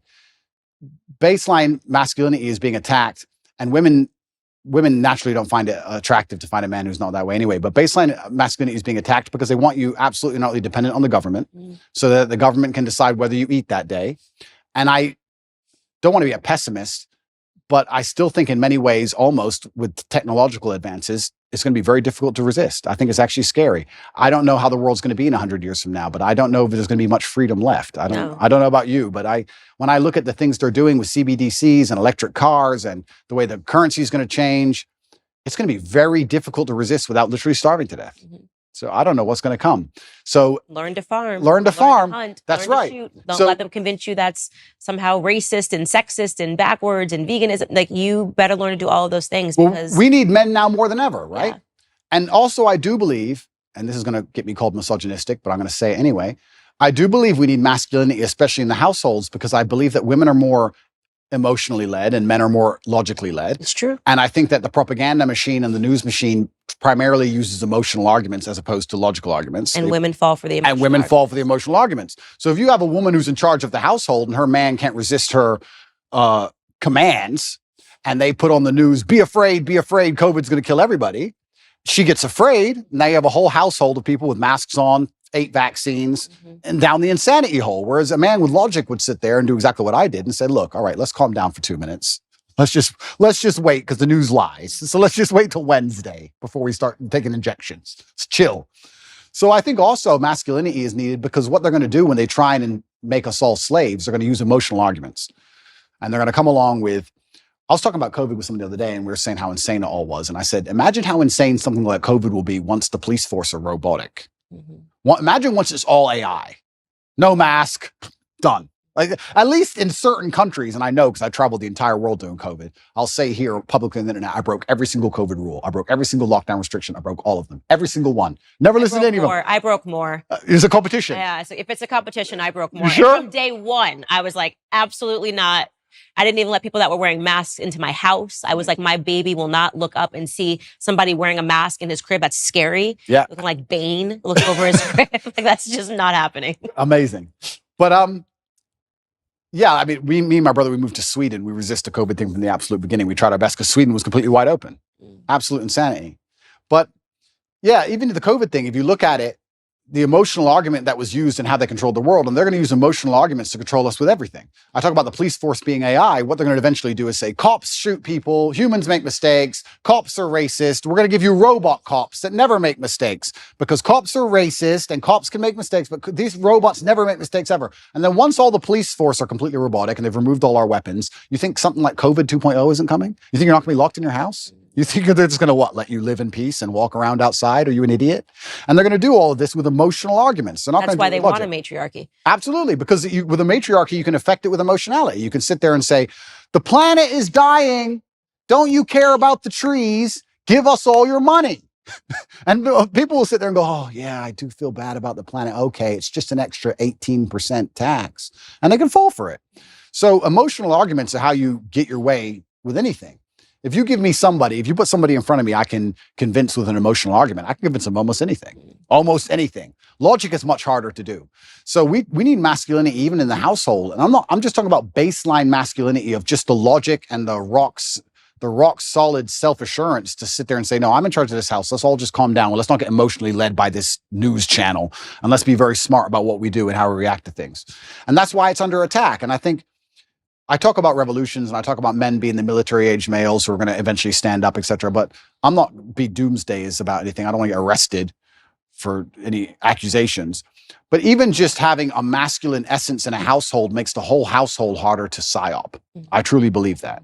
And I can just think of COVID, and I use it as an example because it's the most recent large psyop they've attempted on us, where the amount of people I saved personally, I must have saved 200 people's lives from that vaccine. Me personally, just because me as a man, they'd come to me and go, I want to travel. And I'd say, listen, I don't even have time to explain to you, but have I ever been wrong? No, don't get it. Okay. A year later, they're like, I'm so glad I didn't get that. I'm like, I told you. Like, it's amazing what a masculine essence can do. So that's another reason it's under attack, because if they can remove the masculine essence from society, well, now you have a society. Imagine a society where you can control purely with emotional arguments. We're almost there. We are in a matriarchy, and this is why they accuse me of being an internalized misogynist, because I'm able to think through and acknowledge the flaws of what happens in society when women get power. And if you want to know what happens, look around you. Women fall for emotional arguments the entire time. Show us a commercial, show us. It's so sad. And before they get to the rational aspects of it, they're already invested emotionally. And I think that virtually every societal ill that we are facing today is because of women. And I think the greatest recent example of that is the Bud Light controversy, because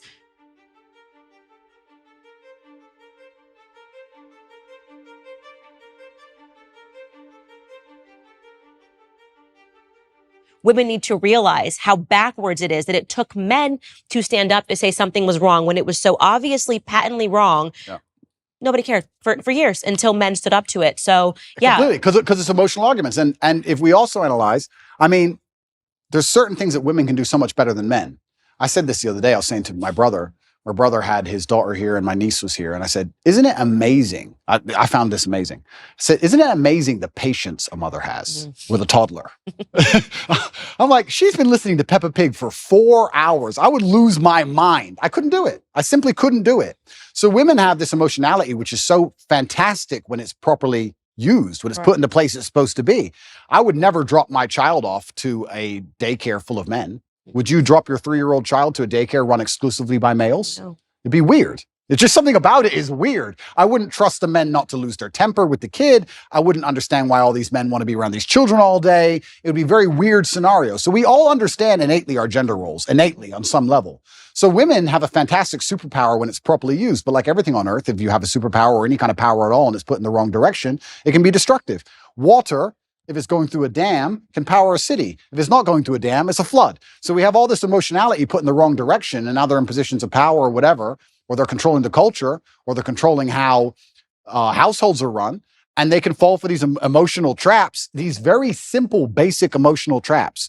It's for grandma. The most basic, dumb level. And I sit there and say, grandma's 98. 98-year-olds die. And I'm not saying she should die. I'm saying 98-year-olds get sick. Who said it was COVID? Prove it was COVID. She got the flu last year. Like, what? Have you lost your mind? But grandma. Which is funny because I think the average life expectancy is 73. So if they've made it to 92, they've done great. They've done great. Absolutely. And I said that, and people thought that was so harsh and so mean. Because there you go. Harsh, mean, emotionality. Yeah. And emotionality is used against people, which is also why they don't like stoicism, is why when you have a man who's hard to emotionally affect, they also see him as a threat. Mm-hmm. I've had it from a lot of people. I've had some of the hate mail I've got, and I get a lot of, I probably get about 10,000 emails a day. I'd say about 9,000 of them are support and 1,000 of them are fervent weirdos. And the weirdos are like, you're a psychopath because all this is happening to you. You don't even care. It's like, they're threatened by the fact that I'm stoic. They're threatened by the fact that I won't cry and lose my mind over it. They're like, oh, he has emotional control. He's a threat, because then they can't lie to me. They can't psyop me. And they want you to be emotionally incontinent. And this is another thing they're teaching men. They're teaching men to act out your feelings. So why are they doing that? Because that makes you an emotional person and you're easier to control. They don't care that that damages society by extension. Because when you tell men to act out their feelings, that's why you get school shooters. That's why you get rapists. That's why you get murderers. Why does somebody murder someone? Because he's mad. He's acting out his feelings. He's not a very stoic person if he goes, I hate you, bang. Right? So they're teaching all this emotional incontinence in men, trying to pretend they care about society. It's destroying society in real time. They have no interest in actually preserving anything that's important about masculinity. And the only reason they're doing it is because that allows them to use emotional arguments. Now they can sit and say, okay, these men act out how they feel. So let's make them angry and they might riot. And let's make them riot on this street. Let's leave some bricks on this street. You understand what I'm saying? It's all absolutely utterly done on purpose. And it's kind of amazing to me that nobody sits there and understands the best way you can rebel against the slave mind and resist the matrix is just to be the kind of person who uses logic, is stoic, is emotionally controlled, is physically strong, because a strong body is a strong mind, who refuses to be told or labeled as something. You can't label me as a depressed person. You can't label me as some kind of disease or some kind of personality disorder. You can't label me a color. I'm Andrew Tate. This is who I am. I work hard for my last name. I understand what's right and wrong. I'm going to do my absolute best. And that alone in and of itself is an act of rebellion against these people. Society really started going down the drain when we started getting into mental health awareness. And this is maybe one of my most controversial viewpoints, but I say it over and over on the show. Everybody needs a therapist. They're talking about their feelings. The truth is that every feeling you have isn't valid, doesn't need to be explored. Sometimes you just have a wacky feeling and you just let it go. And because my grandfather was such an impact on my life, strongest man that I've ever known, didn't shed a tear. At my grandmother's funeral, they were together from the time he was 17 years old until her dying day. I'm certain he collapsed when he got home. Yeah, of course. But this traditional display of masculinity, in my grandfather's perspective, that a man needs to let it die in his chest, before displaying this emotion, had an impact on me. And when I see, like, I guess to give a cultural example, someone like Prince Harry, on TV, with his arms like this, breathing and showing what he learned in therapy, it makes me want to die a little. Completely. It makes me want to die a little when I see men acting like this. Completely. And that's controversial because they're supposed to say, oh my God, he's so brave. It's so stunning. Like, he's showing this side of him. Everything about Prince Harry, to me, is what a man should not be. Right? Absolutely. What you've done to your family, betraying your family, allowing a woman to assert that much control over you that you would, for profit, betray your family. I mean, everybody's got a family. Everybody's got family issues. Don't even let me get started. But the idea of selling out your family and then going the royal family, selling out the royal family. And yeah. What happened, it's such a display of what's happened to men, what's happened to masculinity. He's giving up his guns. He's never going to do this anyway. It's all of it is such a public example of what can happen. The thing is, I know what's so interesting is I know how miserable he is. He's miserable. There's no way a man can be happy in that scenario, because I think masculine happiness comes from strength and, to a degree, excellence, and also comes from respect. Mm-hmm. Men want to be respected, and he doesn't respect himself. His family doesn't respect him, and his woman doesn't respect him. I know how unhappy he is. I know how unhappy she is by extension. It's just an unhappy, miserable house. He gave up everything and gained absolutely and utterly nothing. This whole therapy thing, the reason I believe they push therapy so heavily is because it goes into something I said a little bit earlier about selfishness. If you convince somebody that they have to spend hours and hours per week sitting in a chair talking about that feeling they had last Thursday in the kitchen. That's crazy. It's insane. Crazy. You want to talk about creating mental illness. There it is. This exasperates problems. This makes it worse. Mm-hmm. And it also builds this culture of absolute and utter selfishness. Excuse me, they're trying to put you in jail for the rest of your life effectively because they're going to enslave you and they're going to control all the money and they're going to make you get injections you don't need. Yeah, but I'm sad. I got therapy. I'll talk about it later. Yeah. That's all they want. They just want you to be so obsessed with how you feel in your own mind that you can't even look outside of yourself and care about anything. Right. It's part of the propaganda machine. It's part of the mechanism to turn us all into docile farm animals. I said this to somebody the other day. They were talking about how they feel. And I said, who cares how you feel? And he goes, well, what do you mean? Well, I don't care. You're telling me I know you and I don't care. So all the people who don't know you don't care. The woman you want doesn't care. You can't go up to a chick in a bar and say, you know what? Usually I'm really charming. Today I'm a bit sad. Can you give me a pass? Can you let me off? She'll be like, go away, weirdo. The chick you want doesn't care. The job you're supposed to perform at doesn't care. If the man who wants to mug you decides to pull out a machete, he doesn't care. You can't say, bro, I'm not in the mood for a fight today. Tomorrow, please. Nobody cares. So why do you care? All the people out here in the world don't care, but you're going to sit there and you're going to care. You're the only person in the world who cares. You're going to walk around telling everybody, trying to find somebody who gives a shit. Good luck, because what's going to happen is you're going to walk around feeling sorry for yourself, trying to find somebody who cares. You might find somebody who pretends to care long enough for you to get a little bit of dopamine, but all in all, you're wasting time in a hyper-competitive world where people like me who perform regardless of how they feel are just going to perpetually bury you. And then you're going to sit there and wake up and go, why am I a loser? Well, because when Andrew was sad, he continued to perform. When Andrew was in jail, his business didn't fall apart. He was doing push-ups every day. His body didn't fall apart. Nothing about his life degraded when he was in a jail cell surrounded by cockroaches. You're in a plushy bed at home, crying about what? And you expect the male world's hyper-competitive. So you're not allowed almost as a man to put that much importance on how you feel. You don't have time to care about it because you have too much to do. This is what I find so remarkable. If I feel sad, I don't think, how do I stop myself? I need to not feel sad. I just go to work. I got stuff to do. I'm a man. I have things to do every single day. This whole therapy garbage, I can't think of a way faster to ruin your mindset and destroy your ability to resist the perils of life than go into therapy. And the overdiagnoses of everything. It's like, you have this, you have that. And then people take that as an excuse to not ever have to get better. Oh, absolutely. You know, now I can be permanent because I realize I've got this. I went to the doctor and the doctor says that I have this. And so that's the reason why I don't respond. I've got ADHD. I think now it's like 1 in every 2 people has ADHD. And that's why I'm not able to focus and do my homework or complete a task or keep going to the gym every single day. I hate it. It's the self-fulfilling prophecy. It's a self-fulfilling prophecy. And I really can't think of a quicker way to destroy your mind than go to therapy. Part of me, if I had time to waste, Candace, which I don't, because I've been on house arrest long enough, and once I'm out of here, I'm going to enjoy myself. But if I had time to waste, I would love to go to start therapy. I would love to, like, imagine me, Andrew Tate. I'm going to go to a therapist, and she's not going to know who I am, and I'm going to sit there, I'm going to do therapy, and I'm going to do a video. I might actually do this. It's actually a great idea. I might do a video after each therapy about what bullshit it was. And just sitting there talking about, okay, when you were 8, yeah, what happened when you were 8? Because in your childhood, not everything's because of my childhood.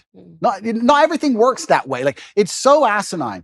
I've actually had conversations with therapists, I think twice in my life. I did a TV show in England, and I had to speak to a therapist. And then I think it was another TV show, 2 TV shows, I had to speak to these therapists. And I sat there and said, I don't believe in your science, because in math, 1 + 1 is 2. And we understand that. Whereas with what you teach, you can have a guy who doesn't drink alcohol because his dad was an alcoholic, and a guy who is an alcoholic because his dad was an alcoholic. So how can you have the same scenario and 2 completely different outcomes? She goes, oh yeah, but there's general rules we can follow. I said, then let's end the conversation. I'm not a general person. I'm exceptional. So can we just stop wasting everybody's time here? Because all your general rules don't apply to me. I'm smarter than you. What have you achieved? Goodbye. I'm a world champion. See ya. Like, it's garbage. And I really do believe, I think there is this mass drive to instill the idea of absolute selfishness in people. I think they're trying to, when I really analyze the ideal citizen they want, the ideal citizen is, yes, docile, and yes, he's unique, but he's also ultimately selfish, because then you don't care about community. And I think therapy is a fantastic way to make you selfish. Because that's all you talk about is, what do you talk about? Garbage. Yeah, why you have the right to act this way, even if you're acting terrible. Why did I do? Well, you know, when I was 9, get a life. Yeah, that's really Prince Harry's book, honestly. Is it? Yeah, I could only get past the first 2 chapters. I was like, it should have just been called Privileged. You know what I mean? And this is the thing. These aren't even struggles. And here's the thing. I think Margaret Thatcher said the best upbringing you can have is good parents and no money. Because you look at Prince Harry you can't talk about anything better for a perfect upbringing. Royal family, come on. It's not his fault, right? Royal family, fine. But he was supposed to have gone to the army. He went to Afghanistan, and supposedly he fought, but obviously he didn't. He's the prince. Played Xbox. Of course, he just sat in the back.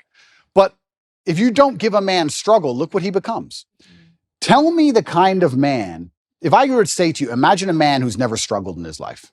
Physically, mentally, everything's gone perfect for him. He's born in the royal family, everything's been perfect for him his whole life.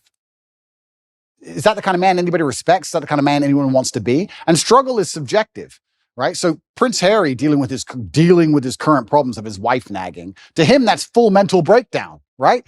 my problems are obviously much larger, but struggle is subjective. To us, they're almost on the same level. But if you were to compare them side by side, they're absolutely nothing. So as a man, you have to build resilience, and you build resilience through going through something and building a tolerance to it. And this guy's had such a privileged life that he's ended up a miserable, depressed, unhappy person. So this is what's actually very interesting. When men come to me or young boys come to me and talk about something bad that happened to them, I said, good. Absolutely and utterly good. You should be glad that thing happened to you, because that's the reason you're going to be the man who can resist the perils of life in the future. If bad things don't happen to you, you're going to end up like Prince Harry. You don't want to end up like that dude, do you? No one does. Yeah, exactly. So your life's going to be so easy. You're going to get to the end result and your wife's just going to wreck you. So you need to have all these bad things happen to you so you build the mental resilience. And that's another thing about masculinity and males as a whole. We're trying to take that all away from them in almost every regard. And it's kind of like, there used to be like rites of passage where a boy would become a man. That's all gone. There used to be this masculine, very healthy peer pressure to be big and strong, and that's all gone. There used to be, I mean, I don't want to use the wrong words. I don't want to get attacked for it, but men used to not pick on each other, not bully each other, but hey, you can't do push-ups, you're weak. We push each other in that way, shame each other to excellence almost. We still do it to this day in this house. Tristan's bigger than me. He's 10 kilo bigger than me, 6'4". I'm 6'3". I'm smaller. He'll bench 160, 170 kilo. I can only bench like 150 kilo. He'll call me a for 3 hours. Like, that's just how we are. So I have to get up and try again. That's how men are. Women are too. And that's what I'm really against. Sorry to cut you off, but I'm super against this parenting structure where you don't want anybody's feelings to get hurt. I'm one of 3 sisters. We're a year and a half apart. We tried to kill each other. You know what I mean? All I would do is call my sister. No one has called her ugly or more. You know what I mean? I'm like, you're ugly, you're this, you're fat, da, da, da, da. That's actually good. Yep. You know, it makes you tougher. And when you see these only children who've never gone through anything, their parents told them they were perfect and wonderful. Yep. And I'm thinking, I wouldn't trade my childhood me and my sisters trying to kill each other, you know, every single day. Life's difficult. Over a t-shirt. Yeah, you know? and it doesn't matter how much money you have. Life is always going to be difficult. It doesn't matter how much you try and shelter your children, how rich you are, what family they're born into. Life is going to be difficult. And if there is no struggle in their life, they're going to find struggle, or something that shouldn't be a struggle will become a struggle for them because their life has been so sheltered, and life is hard. So if you can't avoid the difficulty, you may as well get very good at it. You may as well get good at difficulty. And it's amazing when you look at someone like Prince Harry. He's just a man who has not become very good at difficulty, and he's just completely collapsed in the face of a woman who's complaining at him. And yeah, even worse than all that, the dishonor of selling out. We were talking about how I feel a duty to my bloodline and my last name, and I have to do my father proud. He's from the British royal family. And he had no honor. He couldn't even sit and say, look, listen. He couldn't even shut up for them. Yeah, literally. He had to sell out in a book. Like, God does not smile favorably on people who make these kind of decisions. And I think that's why he's going to be unhappy for a very long time. And he's going to realize that it was never worth it. And what did he do it for? Money? You're from the royal family, my friend. You really need money that bad? Like, it's truly shameful. And I think deceit and treachery are the most heinous and most disliked personal qualities, or something you can actually witness somebody do. I think everybody hates them. And it's because anybody can fall victim to them.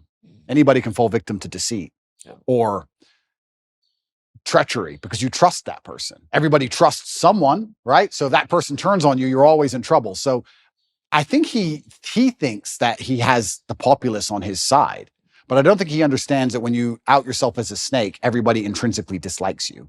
Even if they enjoyed watching the show. Oh, completely. They've stepped away and went, okay, because I gave the example on my show. You know, you have the Kardashian family, but the one thing about them is they're thicker than thieves. So America does like a reality show, right? Like a reality show, but the reason why they have gained popularity is because actually they always back each other up. They still remained a family unit. 100%. And when you betray that, when you betray family, I think left and right, you just kind of go, okay, maybe that was a little too much. It was fun to watch. It was fun to watch, but we don't really trust you. I don't want to be your friend. I don't want to be your friend. I don't want to be your friend. Yeah, completely. I mean, you're going to sell your own brother out? What am I to you, right? If you do that to your own brother, what am I to you? Absolutely crazy. And then he wonders why. And I also think what he probably doesn't understand, and if he's watching this, you never know, he might. Hello, Harry. If he's watching this, I don't think he even understands that even his woman views him that way. Even Megan views you that way. Even Megan looks at you and goes, I complained at you over William, and you were supposed to tell me to be quiet, and you didn't. So now I think you're a bitch. Now what? And you wonder why she's never happy. So now he's in big trouble. I don't know what he's going to do with his life, but he's in big trouble. But it's interesting where I don't see how. It's actually an interesting conversation to have about how PSYOPs can work as a whole, because when I analyze especially as a man, and I always talk from the masculine frame, not because I'm a misogynist, but because I'm a man. And I understand the masculine frame because I am a man. If you stray from the archetype of masculinity, if you stray from honor, courage, if you're not dutiful, if you don't believe in putting honor in your last name, if you don't want to be physically and mentally strong, if you don't believe in finding problems to solve, you don't believe in having a difficult life, if you stray from this because you've been psyoped to stray from it, all you end up with is misery. And it's amazing that people will see anybody who's strayed from it end up perma-miserable and still fall for the psyop. I find it incredible that people don't think logically long enough to sit and say, okay, whose life do I actually want? I would never adopt the thinking of somebody whose life I didn't want. I don't know why people even do that. I could sit and have a conversation with Prince Harry for 10 hours straight, and he could be as compendious and convincing and concise, and he could be extremely perfectly articulate with his points. And at the end of it, I'd say, yeah, but I don't want to be you. So I don't want to think like you. So get fucked. Yeah. But I wouldn't want to listen to him. So I don't know why people don't even just wake up and go, okay, whose life do I want to live? What kind of person do I want to be? Who do I want to be like? That's the kind of thinking I need to adopt and install in my mind, because we're all being programmed by someone to a degree. And I don't think you can escape programming. You can just choose the programming that you are going to install inside of your mind. I'm not going to sit and say I'm not programmed. My father programmed me. My fight coach programmed me. The friends I have around me program me. My brother programs me. My social circle programs me. We're all programmed to a degree. You have to be very careful with who you're going to allow give you the programming. Because if you put it up to society and culture, the current culture, as a man, you're going to end up like Prince Harry. Do you want to be Prince Harry? It's a big question. It's a big question. And the answer is no. Yeah, the answer is no. It's interesting what you said earlier about putting things back to biology, because a lot of human nature is certainly animalistically biological. And even if we look at Harry and Meghan and how they interact in their home, I obviously don't know, but I can almost guess to the T the arguments they're having. I can imagine him saying, I gave up my family for you. This is what you wanted. I gave you what you wanted. Why aren't you happy? I gave you everything you liked. And he's trying to use a logical or an emotional, well, he's trying to use an emotional argument, but it ain't going to work because she doesn't respect him. But he's trying to use a logical argument with her, trying to understand why she treats him so badly after he completely and utterly complied. But humans are biological, and she, as a woman, wanted him to be a man. She wanted him to have some degree of parameter and barrier. And if you don't put up any parameter or barrier as a man, what a woman's going to do is she's going to push you and push you and push you and push you. She's going to see how far she can push you. That's the reality of it. We can talk about any relationship, whether it's Harry and Meghan or any other relationship. If you're a full-grown man and you don't set parameters or set barriers, the woman's going to push you and push you and push you until she eventually finds one. And we can look at that in a romantic relationship, but also people in general. If you're going to give to a taker, they're going to take and take and take and take until you eventually say no. That's how humans work. So she was waiting for him on a biological level to stand up and be a man and say, listen, you've joined the royal family. You're right. You had to bow to the Queen of England. Correct. Because it's the royal family. Get over it. That's all he had to do. He could have saved himself all this mess. He could have saved himself all the running away and looking like a fool and the upcoming divorce and all this garbage if he would just put his foot down. He never did. And she was trying to inspire in him the warrior. I think a woman sometimes tests a man to say, okay, how much will he put up with? Because they want to see, are you a man or not? What if a man's giving you shit? What will you do? They want to see if you're about it. And she was just testing him, and he failed every time. And that's why he's tried to please her. And now he's in a situation where he's asking her why she's unhappy when he's given her everything she wants. And she's unhappy because you gave her everything she wants because you're a punk. Women don't want neutered men. They don't. Absolutely. Even if they personally neuter them themselves, it's not what they want in the end. So I'll ask the question, what do you think men want in women? That's a really good question. And I can answer that one easily. I think that the masculine realm that we operate in is based on respect. I think that men are constantly looking for a way to be respected. I think the world is hyper competitive and we're constantly always looking for status amongst our peers. This is why you will see a man give up his basically entire life to do something which will only gain him respect, even in a very small sphere. There are CEOs who go to work every day and don't even see their family and give up their entire life and work 12-hour days just to feel like the man in that office. Feeling important in that one office, in that one skyscraper, is worth him giving up his life because he feels like he matters. And if he gets more respect in that office than he does at home or anywhere else, that's where he's going to want to be. Men function on that. So if I had to build the ideal woman who could get any man on earth. What she would have to do is understand that I need to give my man as much status and as much respect as possible. I, by extension of him, being next to him, need to make him look respected. And a lot of this is the easy things we know. No one's going to respect a man who's with an ultra promiscuous woman. No one's going to respect a man who's with a woman who is back talking him or horrible to him in public. No one's going to respect a man who's with a woman who clearly isn't interested in him sexually, whatever. That's all the obvious part. But the hidden actual message behind all of it is that men are constantly looking for status and respect. And a woman who makes her man feel respected, not only from her, but from his peers, is the kind of woman a man's never going to want to lose. Right. So if I had a woman and I came home with all 5 of my friends and she came in the house and said, came in the room, who's hungry? Anyone want any food? It's not about food. I'm the G now. I'm the big boss. My woman wants to feed all of us. Of the guys there, most of their chicks would never do that. That's respect. That's status for me. That elevates my status. So I think as a woman, if you're watching this and you want to keep a man happy, you need to wake up and say, how can I improve the status of my man to his peers? How can I make him look more important to the world? And as long as you take that basic mental frame, you can extrapolate that out to anything.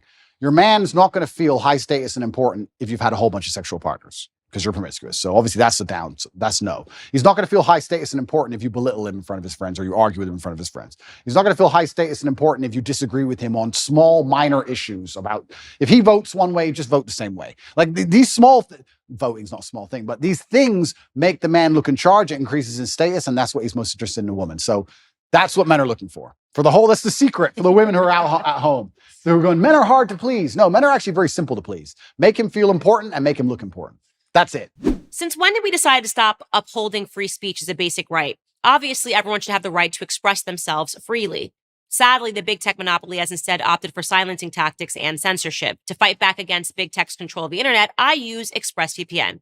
Ever wondered how free-to-access tech companies can make all of their money? By tracking your searches, video history, and everything that you click on. By building a profile on you, and then they sell off all of your sensitive data. When you use ExpressVPN app on your computer or your phone, you anonymize much of your online presence by hiding your IP address. That makes your activity more difficult to trace and sell to advertisers. Protect your data today at expressvpn.com/Candace. That's expressvpn.com/Candace to get 3 months free. Visit expressvpn.com/Candace to learn more. So both of us come from families. My parents are divorced. Your parents were divorced. Yep. I think your parents maybe lasted a little longer than my parents. Not totally positive. What was your mother like? I don't think I've learned anything about her. Yeah. So I had a fantastic mom. She did what a mother was supposed to do. I guess I was raised in a I call it hyper traditional. The modern world will call it misogynistic household. My father was in charge. It was his household. My mother was in charge of feeding us and clothing us and sending us to school, and she did a fantastic job. I think that as a boy, as a man, I always wanted to emulate my father. My father was the superhero. So my father instilled a lot of the mindset that I have, but my mother did a lot of the basic things that kept me alive, if that makes sense. She was a fantastic mom, and she's still alive today, and I love her very much. One of the first things I did when I got rich was retire her completely. So she is one of the people I take care of, and I'll take care of her for the rest of her life. And she did the absolute best she could. And that's the reason we moved to England. They decided to get divorced, and England has a better social care system. We had no money.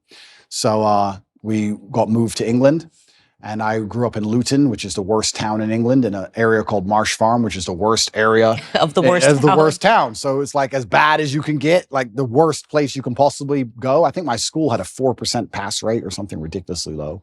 So I grew up in a really bad area. But my mother, yeah, she was fantastic, and she did the absolute best she could. And she always loved my father to the end.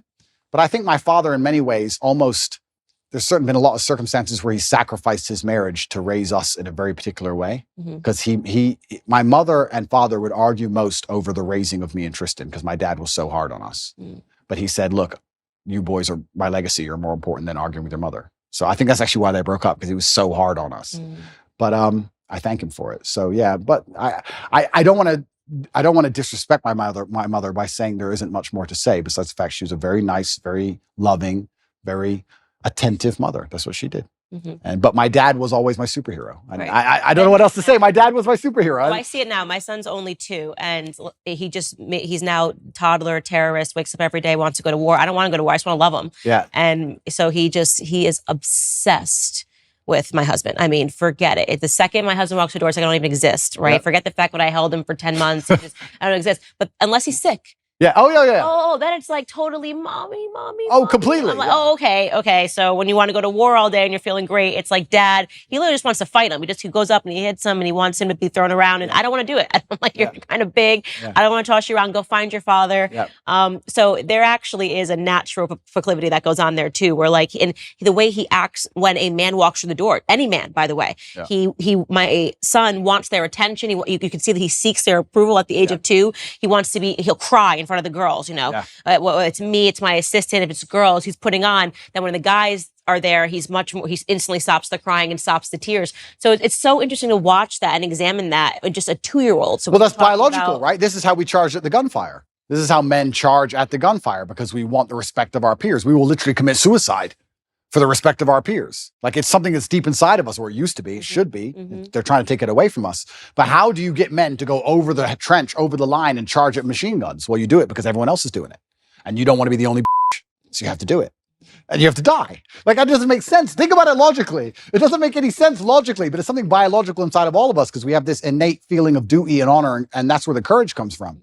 And they're trying to destroy that along with everything else. But you're right. This is how men biologically are designed to be. And I was the same when I was young. I remember looking at my dad just going, you're a superhero and I want to be a superhero. That's just how it was. So, but yeah, my mother's fantastic and I love her very much. And she's very proud of me and she's very proud of how we were raised. And she's so glad we were strong. Like even when we were in jail, she was very concerned, but she's like, look, I know that if anyone can do it, you can do it. And yeah, so. Do you want to be married? Good question. I heard that's the lover boy tactic. We'll talk about that in a little bit, but. Yeah. And that's an interesting question because younger me would say no, absolutely not. And the reason younger me would say no is because I'd come up with all the arguments that there's no legal advantage really, and the woman can wreck you and you can lose all of your things, etc. What's the point? I don't want the government involved in my life, all those kind of arguments. But as I get older, maybe I'm getting a bit softer. Maybe I do think sometimes you need to make a decision based purely on love and have the faith of love and faith in your love enough to say, I don't care what the government's going to do about this because I truly believe in us and I think we're going to make it. So would I get married? Perhaps some point, yes, in the future I might get married. Yeah, I'm not against marriage like I used to be. I used to be super against it. And I think that's because I grew up in an environment where everybody was divorced. Everyone. So it's like, well, what's the point in this? Oh, wait, so I give her half my stuff and then what? No, I didn't understand the whole point of it. But now I think if I met the right woman, perhaps, yes. Yeah, marriage is good. Yeah? If it's the convert me, Candace. Yeah, if it's the right person, if you marry the right person, and I'm saying this as someone who grew up with divorced parents, well, they got divorced after I was out of the house, but speaks to your earlier point about it either impacts you one way or the other. You either want marriage because your parents were divorced, you don't want marriage. I desperately wanted marriage, and I think the ways in which we both have grown, and the confidence that it gives you. I think there is something about people are, how do you do what you do every day? Because you cannot impact. My life is so stable. The nucleus of our household is so stable. And to be able to raise kids and have them see that example of the perfect yin and the yang, there's something divine about it. There's something spiritual about it. It's why I won't accept you. I think you are actually a libertarian right now, and I won't accept you as a libertarian. I think you will not be one. In a few years, if I had to make a prediction, I think you will lean towards conservatism, because even in just the crack of you talking about the attack on masculinity, because first you say, oh, well, if everyone wants to do what they want to do, if you guys all agree and you want to be homosexuals, fine. But then we'll start to realize that libertarianism, live and let live, is what welcomes in through the door. I'm, very against every ill that homosexuality has brought. And again, these are consenting people that are doing what they want to do. This is true. But look, evil is evil, sin is sin, and we're yesterday talking about homosexual marriage. Today we're talking about transing. Well, it's such a slippery slope. This is the thing, right? You're completely right, because the idea of live and let live was a fantastic one if it could actually operate without slippery slopes and descending into chaos and anarchy, and it can't. So this is the difficult thing about it. You get called a bigot for saying, this is my line, I don't agree with this, and you're going to be called bigoted and you're going to be attacked. But truthfully, it's just understanding that like you're saying, it's a slippery slope. And it's unfortunate. So what is the slope that we want then? Okay, then we should aspire towards heterosexual relationships. We should aspire towards marriage. We should, and this is the mold that I am selling all the time. Wouldn't have said this 10 years ago. I was probably more libertarian when I first got into politics, and what's the big deal if people want to do this to themselves? And then I realized, no, there is a reason. No, and you're completely right. And the reason I gave that example is because I'm currently in a legal jeopardy or a legal situation where people who have nothing to do with my life are trying to say that people were victims when they weren't, when everyone was consenting. And you're right. I agree with you there. I also think with the whole LGBT argument, it's interesting because I will be honest and say I do think there is a difference between G and T. I think they are different things. Of course. I think they're massively different things. However, you're right. It's a shame it's such a slippery slope where you can't just say to people, live and let live, because it's going to be hijacked and Trojan horsed. And they're going to Trojan horse it, and they're going to inject something in it that destroys the lives of every single person on the planet. And they're going to try and do it. So you have to draw a hard line. You have to be a bigot. You have to never give an inch, because if you give an inch, they take 10 miles. That's more than 10 miles. Look at where we're at. I mean,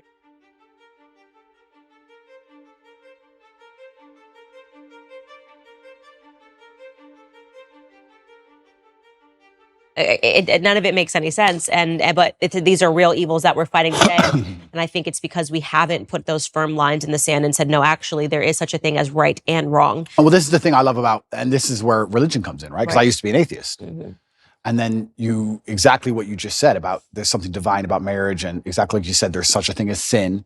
Everything you're talking about is religious. You're completely correct. You eventually, if you're going to wake up and be the kind of person who has hard parameters and said, this is right, this is wrong, it's very difficult to do that without then turning and understanding that has to come from God. Who else is going to decide what is right and what is wrong? And people say, oh, they're all man-made religions. Well, then why does it go against so many of the wills of man? Some of the sins that man want to go and do, the religions are against. If we made a religion, the religion wouldn't be against our own sins, would it? Right. So it's interesting that this is almost proof for God in so many ways, when you're going to wake up and realize that there is genuine evil in the world and there's genuine good in the world, and there are two sides and two camps. And I do believe that the good is on the side of truth, and I do believe that comes from God. And there's many different ways to God. I think there is one God, and there's different religions, and I don't want to argue the differences between the religions, because I think we have a lot more in common than we have, especially in the fight against evil, than we have as differences. But yeah, it's super interesting. And you're right. Firm lines are absolutely not really required. And if we don't have them, it's why society ends up in the position it's in, with so many subjective lines and your truth, my truth, the truth. And you're completely correct. It's not very often I sit with somebody who I feel like says something and I feel corrected, but you're right. Live and let live is hijacked. Yeah. It's hijacked. And it's unfortunate that me as a person now, especially, and maybe this is more of a personal thing. Maybe this is more of a personality trait, where I'm in the position I'm in. I'm saying what I believe is the truth, and I'm out here trying to help people. And I'm saying about the difficulties I went through in my life so others don't have to go through them, just as you said. But if somebody doesn't want to listen to me, I'm like, okay, you don't want to listen to me. I don't care. You do what you want. But that live and let live mind frame can be hijacked, because when I'm saying to people, okay, don't do what I want, or don't do what I believe to be good, don't do what God believes to be good, do what you want, I don't care. And then they get in a large enough group and they end up attacking morality. It redefines, normalcy, it redefines morality. And, I recently was sitting down having a conversation with a friend of mine, Brandon, and when I first got into politics, I wasn't so staunchly against homosexual marriage. I didn't speak out on certain things, abortion. And then I saw it firsthand. I just examined just the differences in my relationships with heterosexual couples and homosexual couples. And homosexual couples, I'm talking about two men. You don't realize that God designed a man to be with a woman because it prevents men from giving entirely into the worst components of who men are. Just having sex all the time. Yeah, right? You can't do that. If you're with a woman, okay, maybe it's menstruation, maybe it's pregnancy, maybe it's afterbirth, but there are these natural barriers that make it so that your relationship has to be about something else other than just sex. Yep.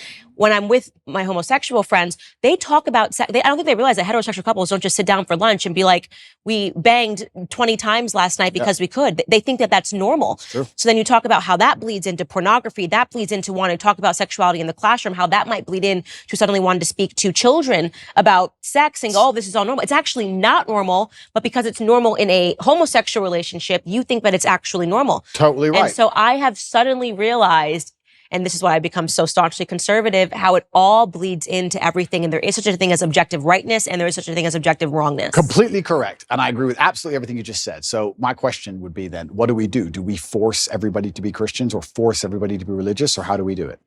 Well, I think the first thing is having the courage to talk about it. And nobody even talks about these topics anymore because they just go, oh, they've won. So we need to let this go. And more you're seeing culturally, people are afraid of being canceled. I mean, what I just said to you is grounds for a cancellation. How dare you question this? How dare you? I even believe now, after seeing the ways in which society has made children believe that they're all trans. I went to university. I went to high school. I didn't graduate with a single trans person. Now you want me to believe 1 in 4 children suffers from identity issues? Yeah. No, that's socialization. Completely. You place that on them. So is it such a far stretch to imagine that the same happened in the when homosexuality came to America, and then we popularized it and we put Ellen on TV and we gave Melissa Etheridge a platform, and suddenly pride parades were happening everywhere. Whereas you don't see this here. You don't see this here in Romania, where we're sitting, because we haven't. This is the power of culture. This is the power of pop culture. When you make something, you have to go the other way. Completely. You need to normalize it. You need to say, actually, this is abnormal. Absolutely. And this is what normal is. And it's not both. So yeah, I've become very conservative in all of these perspectives. And you're completely correct. You nailed it. When I said, do we force everyone to be Christian? You nailed it by changing to the exact thing I was going to say. It's about culture. It's a cultural issue. And it's completely and utterly correct. And I think that's actually one of the reasons why. I mean, I don't state this with arrogance. I don't want people to understand. I'm not trying to be arrogant. I'm trying to make people understand the situation I'm in. I was the most Googled man on the planet at one point. So I had a massive impact on the culture, and it was dragging in the complete opposite direction that the culture wants to move in. Mm-hmm. I'm dragging men in the complete opposite direction that the Satanists and the people who want to turn us all into slaves want us to go in. So I think that anybody who sits at home and realizes that my legal troubles appearing basically directly after that is a coincidence, then you're awfully naive. So it's unfortunate also that the way the world works, at a certain level of influence and power, the justice system almost breaks down. We see that even in America and most other countries. It all just becomes a big game and a big show, and it's about power plays and a whole bunch of conversations behind the scenes. It's not about justice anymore. So it's very concerning, because you are right. We are in a culture war. And it's culture which is absolutely not really defining the direction in which we move. And this is one of the reasons why I reverted to Islam, because I feel like the Islamic culture is the strongest. You feel the culture. I was wondering, because you were Christian, and I definitely do not know enough about the Islamic faith to sit here and debate you on it. I'm never a person that will debate somebody on something that I'm not an expertise on. Yeah. But I will say that I'm sad that you're not a Christian anymore, because I can sense. Perhaps it's because you felt that Christians weren't doing a good job defending their beliefs. Yeah, I think that God should be feared. I believe that God should be feared. I fear God. Mm-hmm. It's one of the only things I fear. And I believe that also you see God to a degree, or you see religion, how you see yourself. And I see myself as a person of strong principles and strong morals. And I like to think of myself as the kind of person nobody really wants to cross, not because I'm a psycho, but because I'm a man of capability, and I'm smart and I'm strong, and nobody wants to make an enemy of me. So I feel like I find an affinity to a belief system which has very similar outlooks. And there's a whole bunch of other things I can say from the Quran and Islamic texts, etc. But to keep it very vague and very broad for people who are not Islamic, I felt God when I was in an Islamic country.